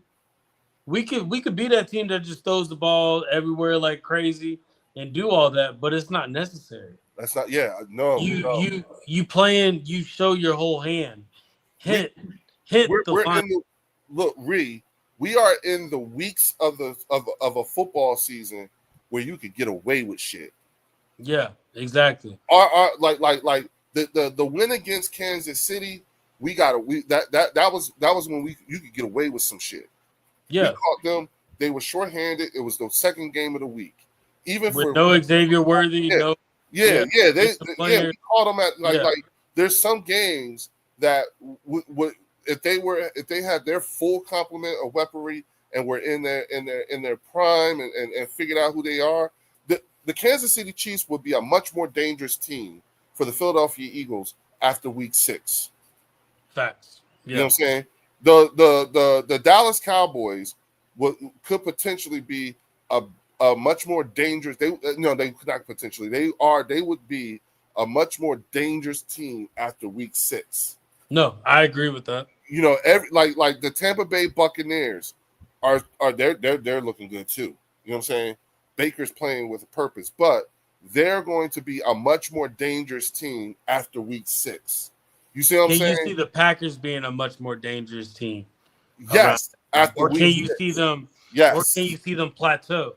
I can personally see a setback just because there's a setback. They're still in the honeymoon phase with Micah. I'm everything that I'm saying. Mm-hmm. It does have an element of thinking like what is the potential of an injury, but I don't want to give that I don't want to everything that I'm saying right now is where they are currently health wise. Mm-hmm. You understand what I'm saying? You know, the Philadelphia Eagles are going to be and for all those other teams, the Philadelphia Eagles are going to be a much more dangerous team after week 6. Yeah. So for Tampa Bay, if they beat us, they got away with one. You know what I'm saying? Like this is the time to steal one only because you guys are coming into form faster than us. Yeah, you can make your mistakes. All it is. You know what I'm saying? You make your mistakes. Learn from them. That's all it is. You're just coming into form faster than us. So almost trial and error. Almost. Yes, but you're not better than us. Yeah. That's the thing. These teams. Here's the thing. These teams know that they are not better than us. They just need what they want to know is that's what it is. These teams want to know if they are better than us. That's what they want to know. Mm-hmm. You know what I'm saying? Every team that beats us, you know what I'm saying? Whoever it is that beats us, they automatically get thrown into the potential playoffs and all that. And that's those teams that beat us after week 6. Now, the Chiefs were like that the last 3 years. That's my point. That's my point. Yeah, that's what happens. Yeah, I get what you're saying. So we're getting everybody's best shot. Right, and we're doing the same thing. That's the thing. We're doing the same thing too. Mm-hmm. I think the Philadelphia Eagles know it too. Hey y'all, we could get away with one while we all still trying to figure this shit out. Mm-hmm. You understand what I'm saying? This is just from a basic skills level. No, that's facts. We've played down so far to the competition just because we simply can't trying to figure shit out. Because at the end of the day, we can play down because at the end of the day, we just out talent you. We just out talenting you. That's it. So we have that opportunity. Yes. We're in that position to be able to do that. That's the one thing. That's what makes us different in terms of how we approach the game. Mm-hmm. If you look over the last couple of years, the last 3 years, Mm-hmm. every team, not just in the NFC East, but every team in the league, damn near every team in the league is constructing their teams to mirror the Philadelphia Eagles or to directly compete with them. That's facts. They're Just all look at the draft. everybody Just wants look at the draft. everyone wants a wide receiver 1A and a wide receiver 1B, and then wide receiver 2. They all want that with a good tight end. They all want a decent running back. You know what I'm saying? They all, and if you look at the Baltimore Ravens and if you look at the Buffalo Bills, you see what I'm saying? They're doing they're all doing it. That's the difference. And no one, I get when I get angry at Cowboy fans and Giant fans and Commander fans and stuff like that, I'm always like, y'all, what kill me with y'all is y'all act like when I talk about the Dallas Cowboys, I talk about the Dallas Cowboys like I seen them. I know who they are. You know what I'm saying? I know what they've done. You know What's going on, Dan? Yeah, I know everything that's going on. You know what I'm saying? I know I've gotten my laughs and everything like that. I know why I laugh. I don't need a Cowboy fan to explain their team to me. I see it. You know what I'm saying? So when I speak on them and everything like that, I don't and even when they're good, like I give Micah Parsons all that, like, yeah, y'all fucked up. You know what I'm saying? But what pisses me off is when I hear Cowboy fans, Commander fans, and Giant fans ask questions like, y'all don't know who the fuck this team is. Yeah. Like that's the part that y'all ain't seen them. They play like they all play like you don't know who these people are. They all watch the Super Bowl just like we did. Yeah, I never talked about the You Giants. saw Like for you to see the Eagles at their top like tier, to see them 1 year in like that, you know what that team's capable of doing. You know what they're capable of doing. But bruh, they turned into the New England Patriots. They turned into the Avengers, bro. No, I'm saying watching the Patriots, watching Tom go get a ring. Yeah. And having the season that they had. You understand? Watching that Super Bowl in your head, did anything come to you? Because I talked with all the fellas and we all thought this at some point. Dynasty. Oh, watching that. I categorized I categorized last weekend's game. Aside from, like I said, we're all stumbling and bumbling and all that shit. But I also understood their motivation too. Okay.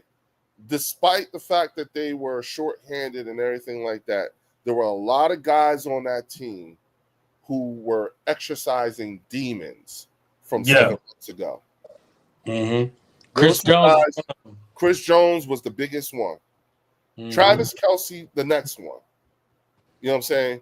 Patrick just looked like he was just trying to, Buster. He was just trying. He was the only one that was really. And we saw Andy Reid not make a lot of bad decisions too. Well, we saw a lot of old Philly Andy Reid in that game. I said that.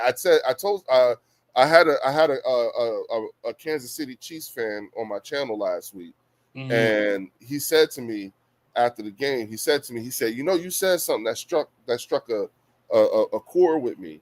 And I was like, what's that? And he said, I told him that the Kansas City Chiefs looked like the Philadelphia Eagles the year that Andy was on his way out. They look coached like that. That's exactly what they look like. You got away from the run. You started doing these screen plays and all that other shit and stuck to it, and it just fucked it. It just got old. And I was like, oh, I seen that before. Like Yeah. when Andy Reid starts doing that shit, that's exactly what it looked like to me. You know what I'm saying? And it's like, oh, I think they might be coming to. That's what marked the end of the Andy Reid era, and like looks like. Oh, Yeah. that's what the way they looked is what marked the end of the Andy Reid era in Philadelphia. No, Looking I like agree. I agree with you 100. looking just like that. You know what I'm saying? But it Because it's almost also, like you stretch yourself too thin. well, You, no, there's a particular type of stubbornness and an unwillingness to move off of the plan when it's obvious it's not working, and that's what was happening. It was quite obvious what Andy was trying to do was not working.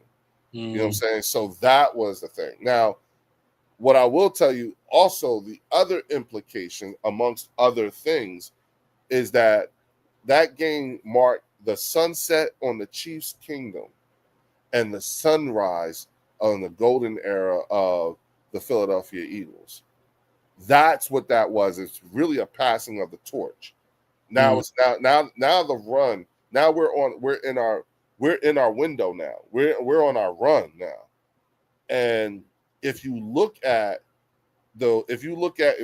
beyond this season, and you look at the number of draft picks we had, despite the fact that Howie was doling them shits out, I think we still got at least like 9 picks or 10 yeah, picks. we got at least 10. Yeah, we got at least 10 picks, you know what I'm saying, going into this draft. You know what I'm saying?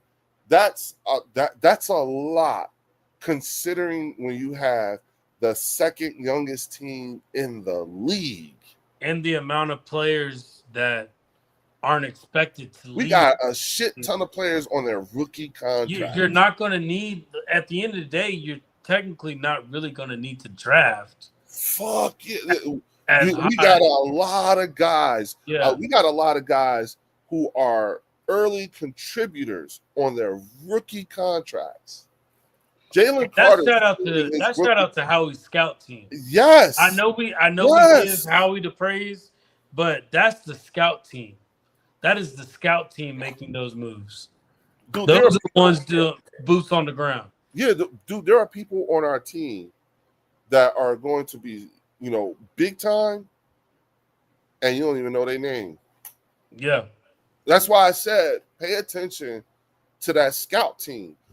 Bruh, we got a dude on our team that they call motherfucking Baby AJ. We got a dude, like we already got somebody on the team that his nickname is Baby AJ.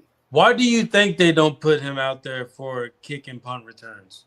Why do you feel like they don't put him out there? I would personally no, because we don't have to. For what? Because we got Dotson out there. Exactly. Right, when you got a Jahan Dotson who's playing for a contract, you got a Tank Bigsby who's playing. So why do that to the young? You ain't got to. You just concentrate on being Baby AJ. The reason why I asked that is because that's how Tyreek Hill made his name. I get it, but that's like listen. I'm sure they will figure it out, but for right now, you know what I'm saying, we can stash his ass on the motherfucking practice squad. Yeah, because he got some reps out there against the Chiefs game. He was out there for a little bit. And he a UDFA. Yeah. And he a UDFA. Just like Reed. Just like Reed. Yeah, so it's like do y'all realize like the GB Dunn, what up? You know what I'm saying?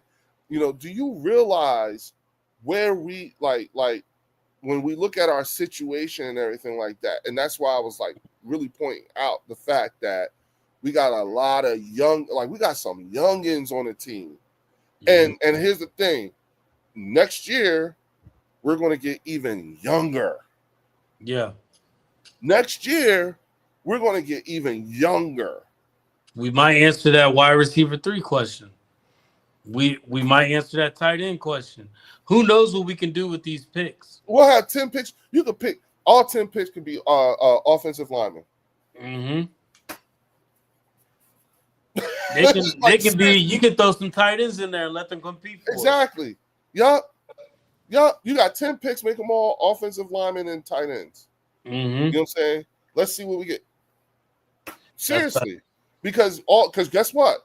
all they're going to do is play for. We could draft all offensive linemen. We got 10 picks, right? So let's say we drafted 6 offensive linemen and 4 tight ends. All 6 and 4 would at least sit for a year. They don't even have to be starters. If you just learning, just learning, learning what Scotland expects from them, all that stuff. Take your time. You know what I'm saying? Like every offensive lineman should know when they get drafted, you're not scheduled to start. We have that pleasure of not having to start. Yes, we got 2 more years of lane. 2. How many more years of Mulatto we got? We got him for 3 more years. 3 more, okay. Yeah, because remember he signed a big contract. Yeah. Okay. Yeah, remember he signed that I think last year or year before. So we got him for 3 more years. We got Landon out there. We signed him last year or this year. Yeah. Yeah, because it was last year. He bought the tractor. Yeah. That was his big purchase, the 0-turn tractor. So it looks like we got 5 minutes left before we hit that 2 hour. I don't feel like it. It don't, bro. We talking ball, that's why. How many people we got here? Right now we got 20 right now. Really?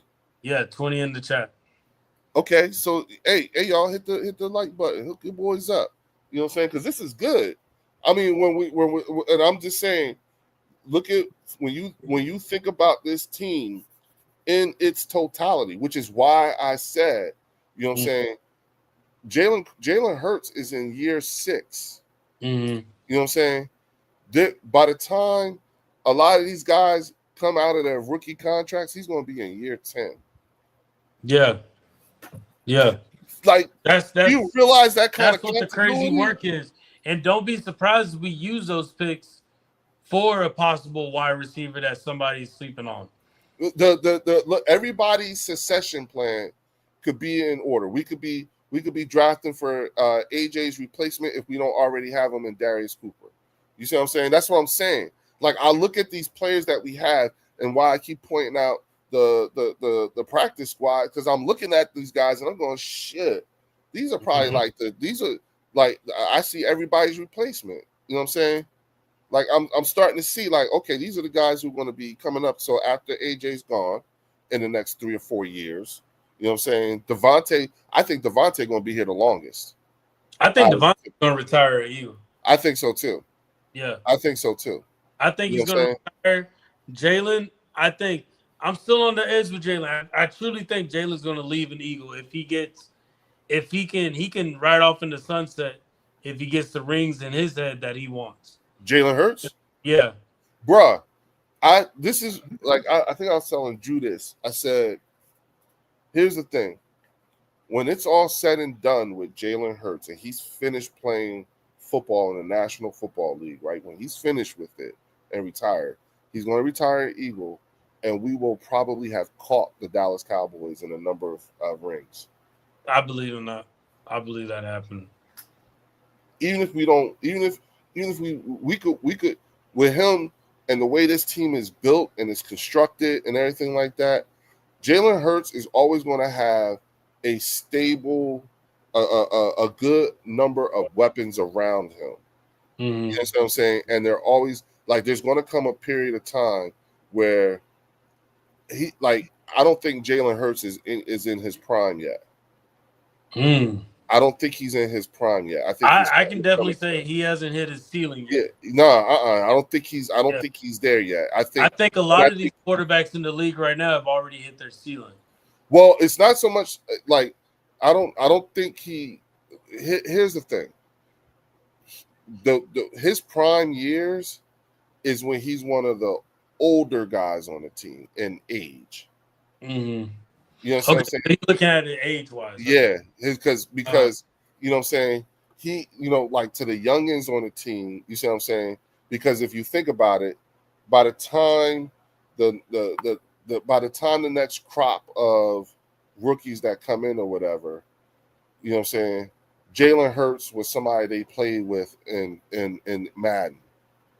It's the same effect that happened with players who was playing with Michael Vick when he came to Philadelphia. Yeah. You realize these like you realize like these dudes was like, I used to play with this dude in PS5 or on PlayStation, and I'm fucking playing with him. As a little kid, I remember watching this motherfucker run all over the league, and I'm playing with him. You know what I'm saying? Shady was like that. You know what I'm saying? Like, holy shit, I'm playing with, Andy Reid was like that. Andy Reid was like, holy shit, we just got Michael fucking Vick. You know what I'm saying? Okay. When these guys, these draftees are coming in and everything like that, you know what I'm saying? Because people still, the general population is still trying to get used to this way of Jalen Hurts that's about him. The dual threat quarterback. Yeah, not only that though, but just his mannerisms and everything like that. You know what I'm saying? Just like the way he carries himself, you mean? Huh? Like the way he carries himself and just exactly. demeanor. Yeah, we're in the beginning of all that. People falling in love with it and shit like that. They really, the whole love. Well, it sounds good when you're winning. And that's what he's terrible doing. When you're losing. Yeah. Yeah. It sounds terrible when you're losing. Yeah, but the way this team is built and set up, and the way these guys are, you know what I'm saying? It's like once you get in the building, the whole culture part of it all, you can see it. They got it. They're in the beginnings of it. They're like, how there was the Patriot way. We in the beginnings of we are now looking at the Eagle way. You know what I'm saying? Whatever that version of it, whatever they call it now, what they would call it now. Together. Say that again. They got sayings for it all day. Tough detailed together. They got sayings all day that you'll use. Saying right now is tough detailed together. Yeah. What's the other one that they accountability? You see Jordan. What is it? What is it over contribution? They got another one. It's contribution over credit. Yeah. That's the saying. That's the mantra this year. Last year was you can't be great without the greatness of others. This year it's contribution over credit. Exactly. Blue Pill said Leo got me ready for this Rama game. I'm ready to square up with. Hey, that's what I want though. That's exactly what I want. I want you to feel that way, Blue Pill. I want you to get that kind of excited because it's fun, but it's important that you understand and recognize where you are at this time in time. Like being in the moment. I was on Mark's show a few weeks ago, and they was getting mad as hell at me because I kept saying, y'all don't realize it, but I think we're in the beginnings of seeing something really special happen here. I see it like, oh shit. Because they don't want to hear that. But I'm sitting here looking, I'm like, how many draft picks they got? I mean, we had 13 draft picks this past year? Yeah. You know what I'm saying? And we got we sitting at on 10 now. You know what I'm saying? Because Howie done doled out some. I think we were sitting on 13, 14 this coming season. Next for 26. And then for 2026 and 2027 we got. We're in double digits for 27 too? Yeah, we got picks in 2027. Yeah. God damn. I think at the end of the draft, at the end of the 2025 draft, we had a total of 23 picks. We had a total of 23. And you got all these young dudes who gonna be coming here playing behind them. Yeah.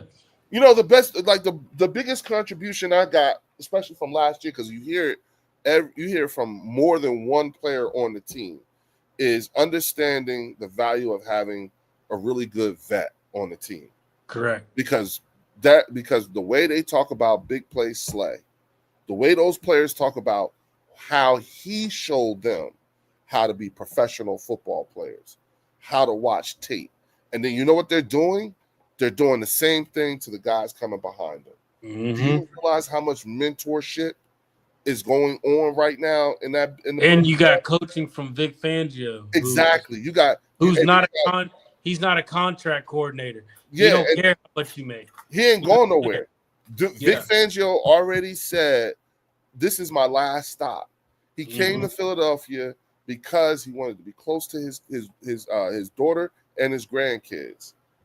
So he ain't going nowhere. He's not trying to be a head coach anywhere. He's a Phillies fan too. Yeah. And I can tell you right now, you know what I'm saying? I can tell you right now, you know what I'm saying?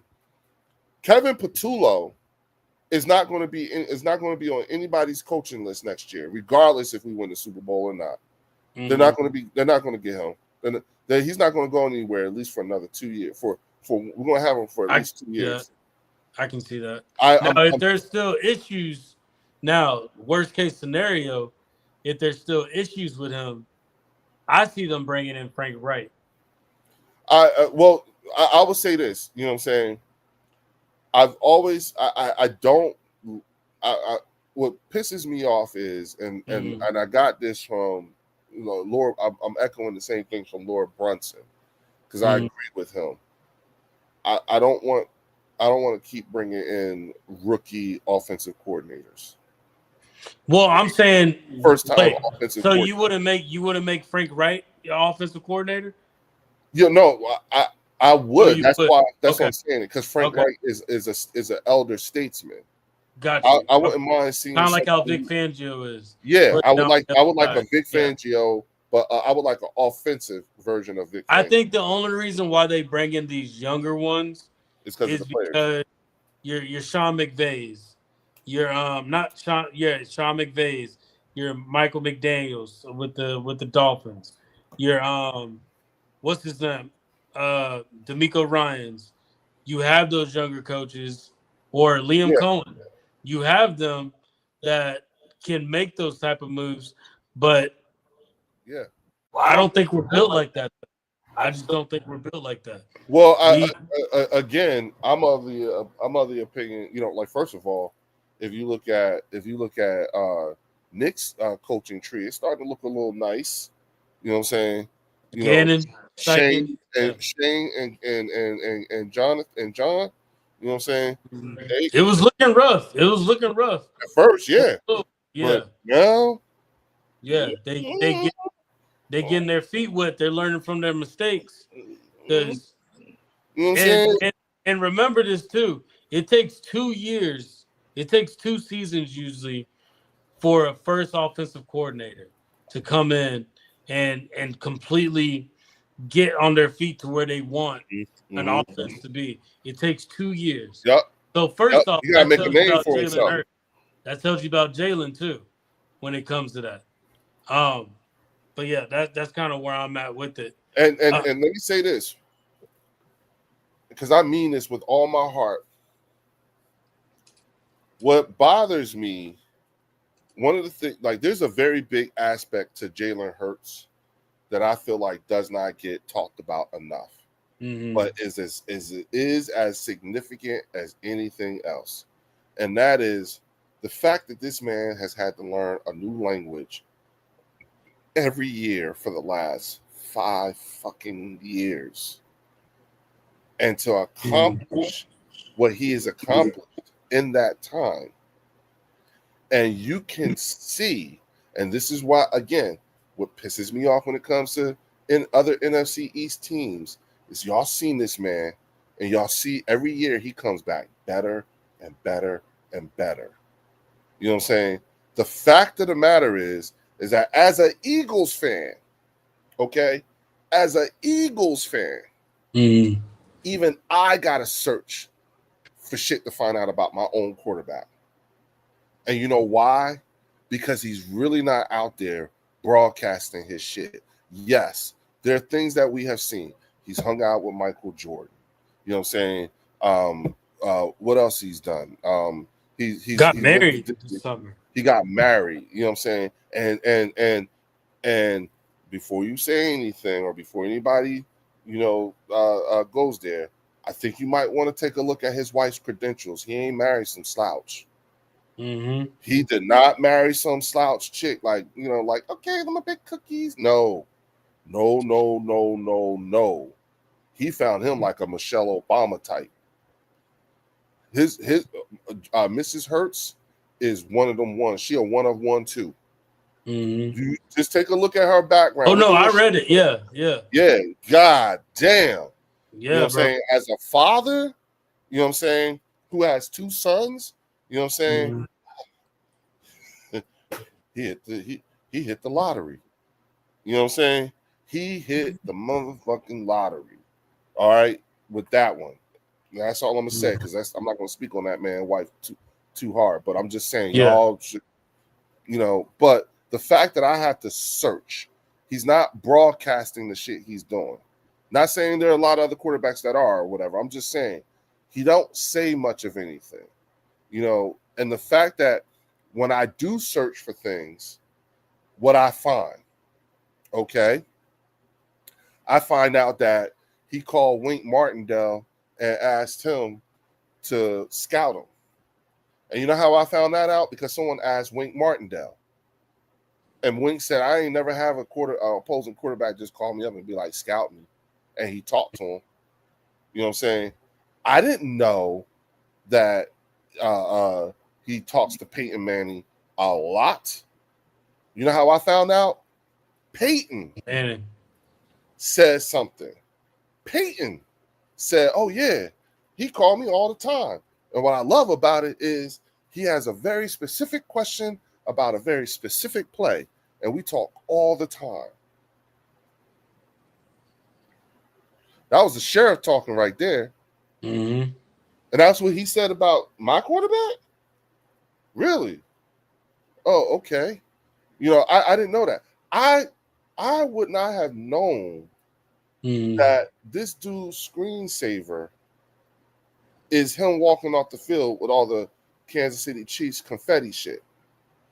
I would have never known that had someone not sat behind him and looked over his shoulder and snapped a picture of his phone lock screen when he sat it down. He didn't broadcast that shit. Someone else did. You see how you have to go through efforts, lengths to You have find to hear out. from a third source to get to Yeah, the. you don't actually, you know Yeah, what I'm saying? He yeah, not out there like that. Now, yeah, he handling business because he's got his marketing campaigns and he has those things that he has to do. And you don't really see a whole lot of that. I didn't even know that he told one he turned down $10 million from working with a group because they were gentrifying the neighborhood. He was like, I ain't trying to hang out, I ain't trying to do business with people who trying to kick my people out of their homes. Hell no. Not even for yeah. $10 million. You know what I'm saying? Like that's Mm-hmm. what he was on that. But Stay on business. Yeah. right, but you got to go search for that shit. You know what I'm saying? The headline was, Hertz turns down construction group or some shit, development group because they want to gentrify a neighborhood. Hertz was like, fuck no, not even $10 million. I You see mean, what I'm so saying? that means a lot too. That means, yeah, It you, like it, yeah, so again, you know what I'm saying? Like now we could talk about other quarterbacks. I know one quarterback who I don't think he'll ever be protected unless they put pads on his mom. And he only a couple of years younger than Jalen. mm-hmm. He's only a couple of years young. He ain't that young. You understand what I'm saying? Mm-hmm. Jaden Daniels is like what, 24? Yeah, I think so. Yeah. Jalen He's Hurts is Jalen 26 Hurts. going on 27. Yeah. Exactly. You see what I'm saying? My Mm-hmm. quarterback is 26 years old right now. Okay? Mm-hmm. And what I'm saying to you is that when you see the year after year after year growth on this dude and he's only 26, what do you think you're going to be dealing with when he's 29? Mm. What do you think you're going to have on your hands when he's 30? That's You fact. understand what I'm saying? Mm-hmm. And he's this man has he's learned so many different offenses. He hasn't had stability at the offensive coordinator position in over 10 years, going back to high school. Think about it. He saw a different offensive coordinator damn near every year he was in college. That's true. You know That's what I'm crazy. saying? Yeah. He's had, so think about all the shit that he's had to, he's seen at this point, at this stage of the game, you can genuinely say, shit, this he done seen it all. He's one of those people you can say that to. Highs and lows. Yeah, he's seen it all. You know what I'm saying? And I think after all of that, I think that when I look at it, everything in its totality, I think the change became very evident. Not the change, but the result of things to me was very evident right after they lost the Super Bowl 2022. Yep. I think that was one of those singular events that changed him forever. I say the way I normally characterize it is I always go, he ain't been right since. That like when he said that, yeah, he said it changed my soul, and I was like, I get it, I totally get it. I don't think I really don't think winning the Super Bowl compared to losing the Super Bowl. It just all it did was validate him and everything. And you want to know what's crazy? The Kelsey brother, Travis Kelsey, actually said that too. He said losing the Super Bowl hits you heavier than winning it. Yeah.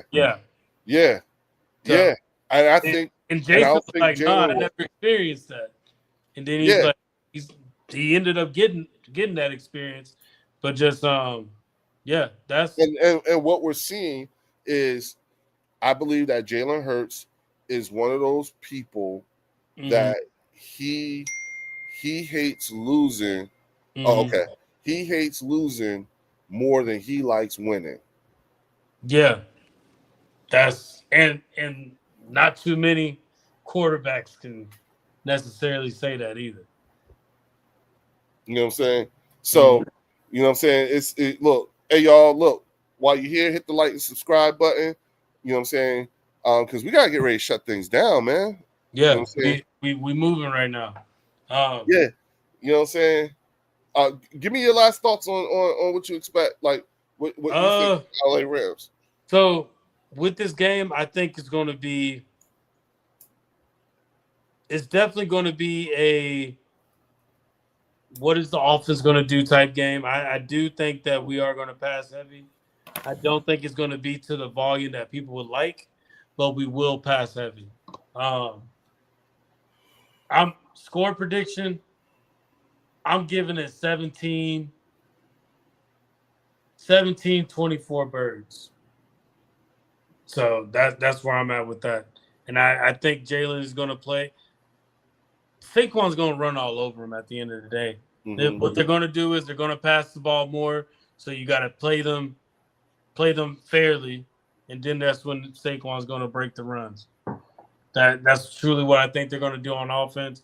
Defense-wise, Reed Blankenship interception is incoming.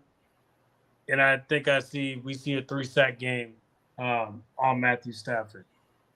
I think we're going to come in. We're going to come in heavy because Jalen Carter has a lot to prove after the mistake that he made first game, and he understands that. And I think that's going to be coming, especially with the injuries they got on the offensive line. Yeah. So that's going to hurt them. That's them not having that offensive tackle out there is going to hurt them. It's going to hurt them a lot. So we're going to see. Yeah. Well, the one thing I hate about this team in particular is this is a team that, well, I'm not going to put that out in the universe. Get that. This is. Let me just say this to the rest of the fan base, right? There is excitement here, okay? But understand something: the reasons why, because defensively, this is our biggest test. You know what I'm saying? This is a team that has 2 number 1 wide receivers and a formidable running back. That's facts. You know what I'm saying? And a formidable quarterback. Okay, so those elements in of itself is why what I'm looking for the most. My score prediction, because this is week 3 and we're stumbling and bumbling, and this is just our third preseason game. I'm honestly going to tell you that I think the score is going to be the Philadelphia Eagles too much and the Los Angeles Rams not enough. Okay. I don't want to put a number on it right now because I'm thinking, you know what I'm saying, they're still figuring things out amongst themselves. There's a purpose for this. There's a purpose from the offense, the passing game, the lack of receptions and everything like that, even the lack of running and everything like that. Something's up. Okay, and I don't mean in a bad way. That's not what I mean. I don't mean that. I really don't. I just think that something's up, and the only reason why I'm saying that is because one of the other reasons why I'm saying that is because I'm also thinking about body language. There is nothing about Devontae and AJ that tells me that something bad is wrong. Nothing about their body. I hear what they're saying. Okay, got it. But I'm looking at their body language. You know what I'm saying?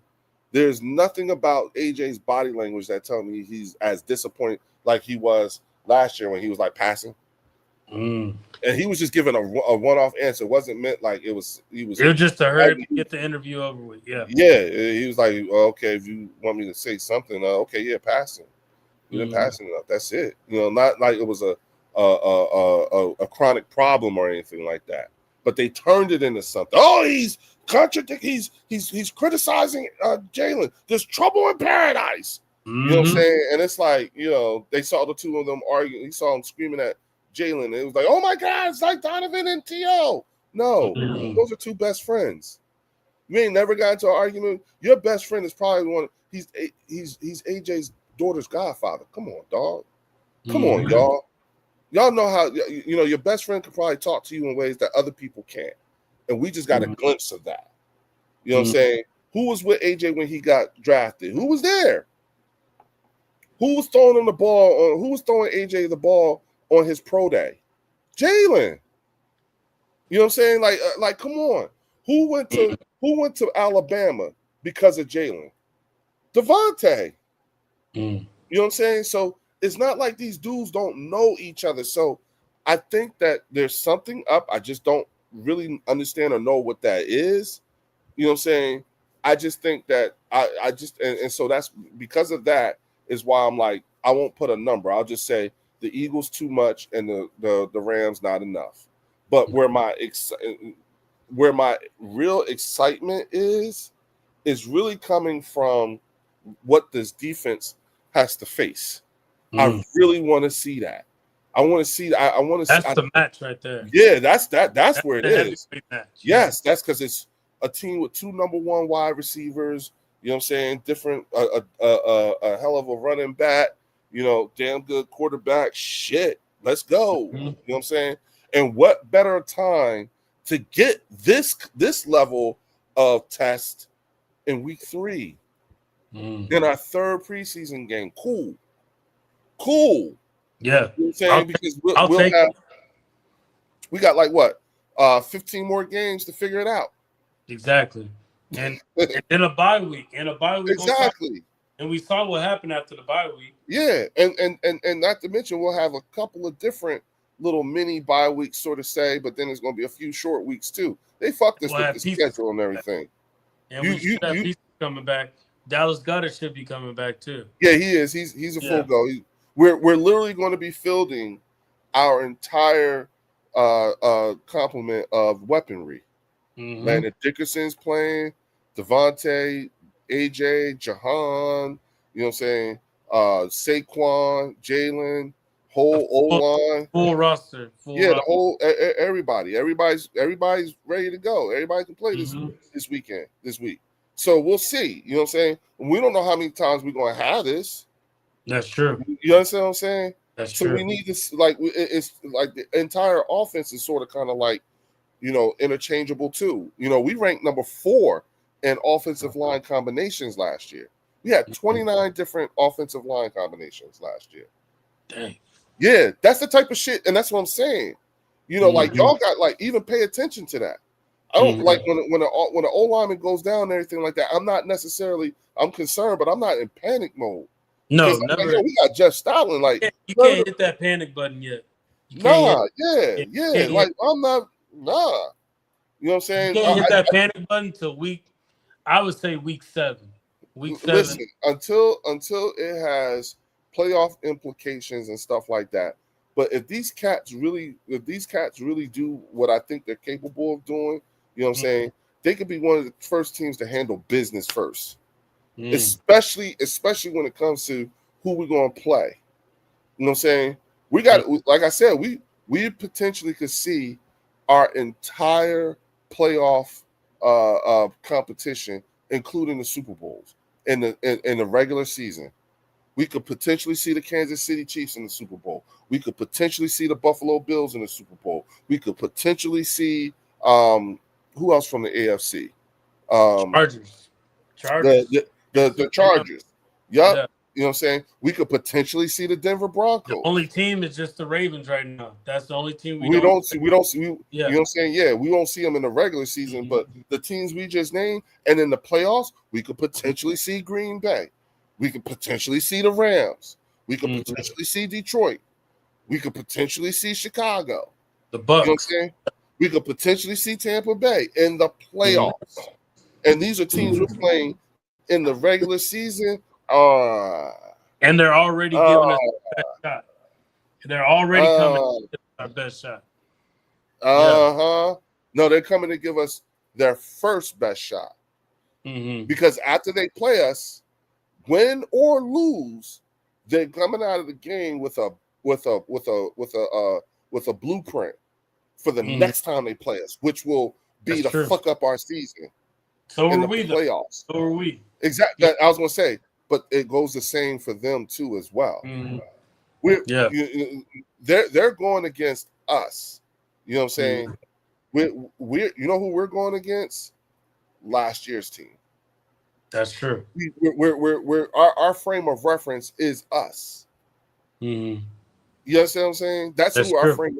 Their frame of reference. I'm sorry. The other team's frame of reference is us from last year. They're playing. That's who they playing.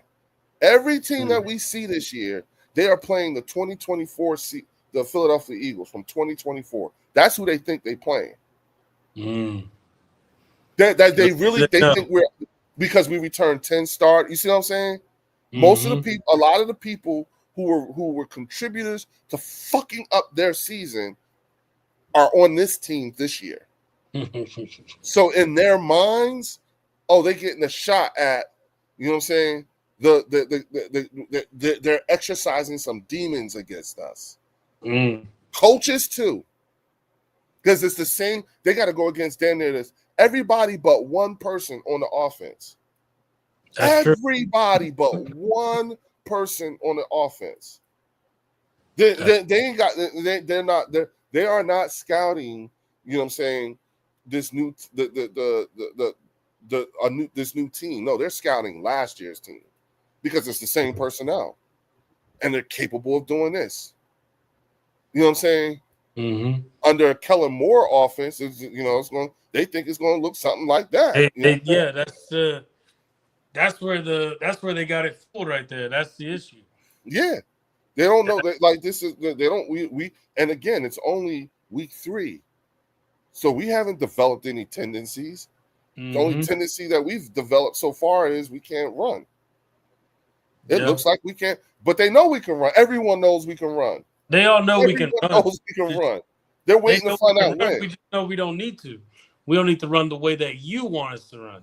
Right? Well, no, we're not running the way they expect us to, like we did last year.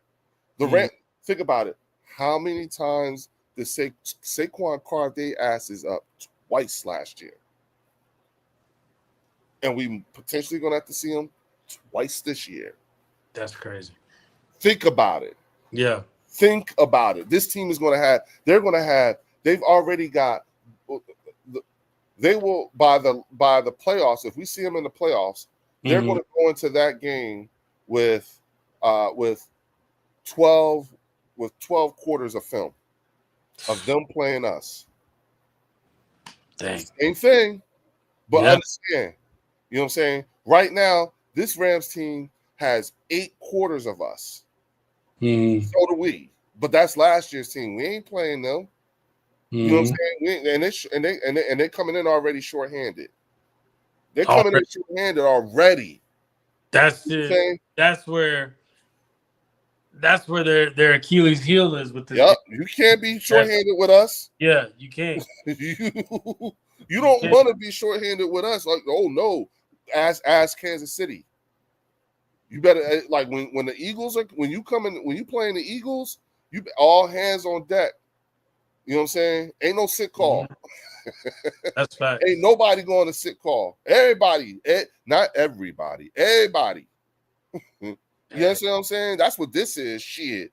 You better that's how they looking at it, right? That's how they're preparing. They're preparing for us. They want to fuck that's us all up. they can do right now. But yeah, with that being said, we at 2 hours and 30 minutes. Damn. We moving. Yeah. Damn. Hey, this was a good one. And we definitely we're gonna have to set something up to where we talk about this post game.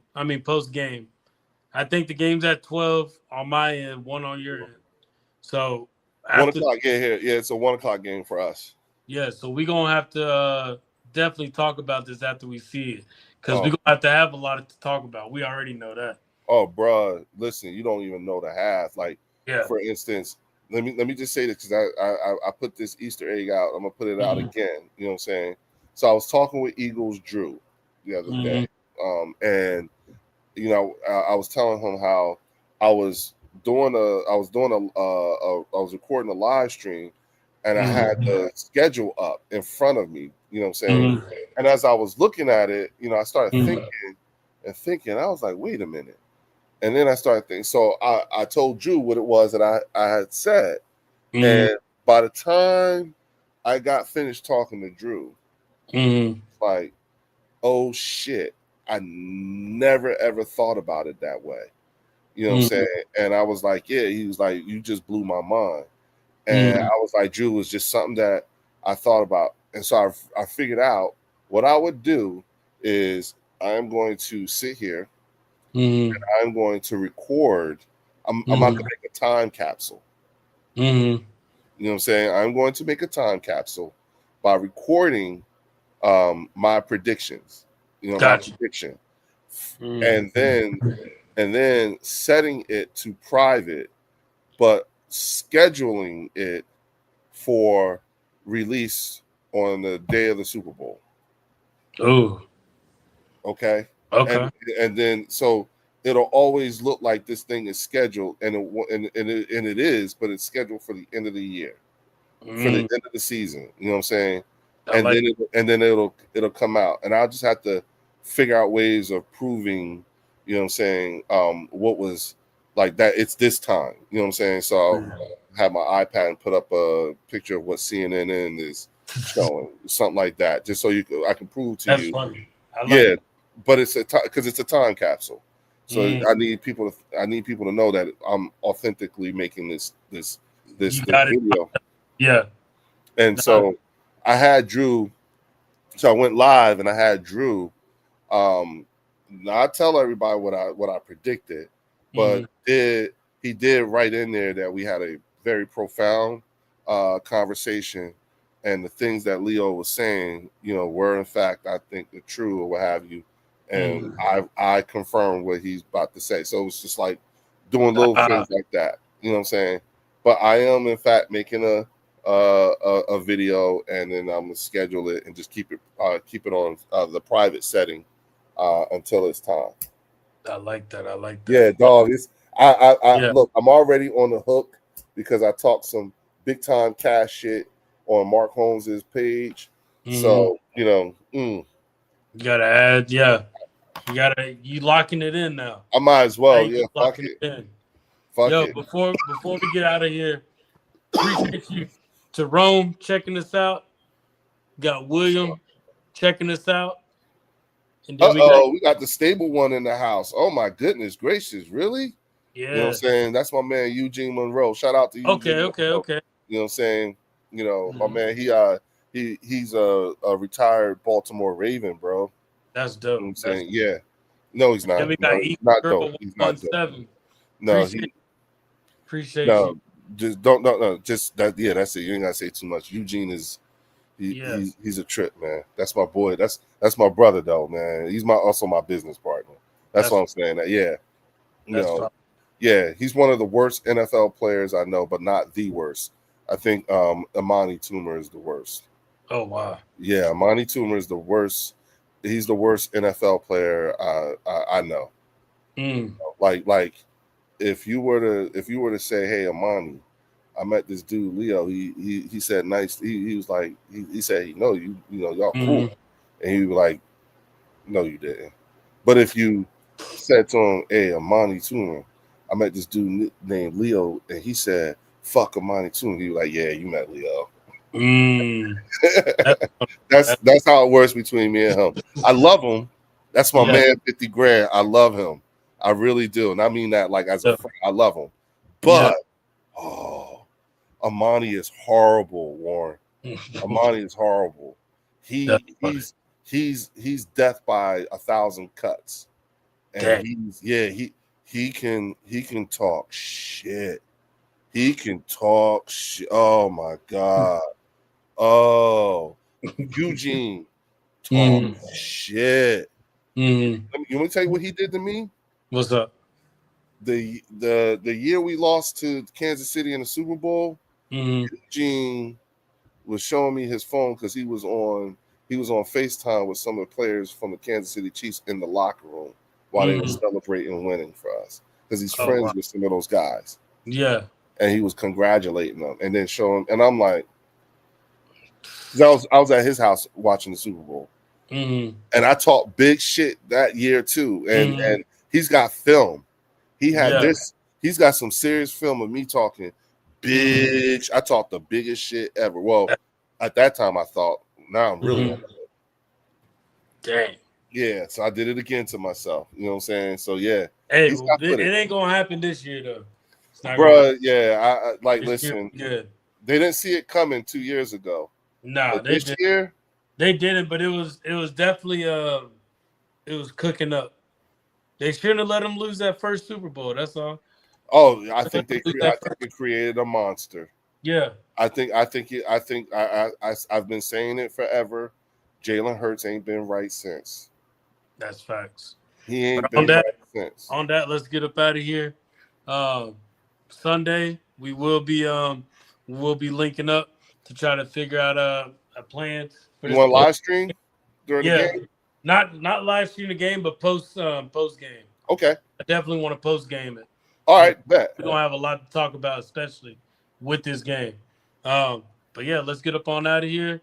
All right, hey y'all. I'll see y'all later on the bird section. Oh, hey, and next time, everybody over at the bird section, come over to Eagles Collective. Eagles Collective people, go over to the bird section. Yep, hook us up. You know how we do it. Let's get these numbers up. All right. Yes, sir. Go birds. All right, y'all.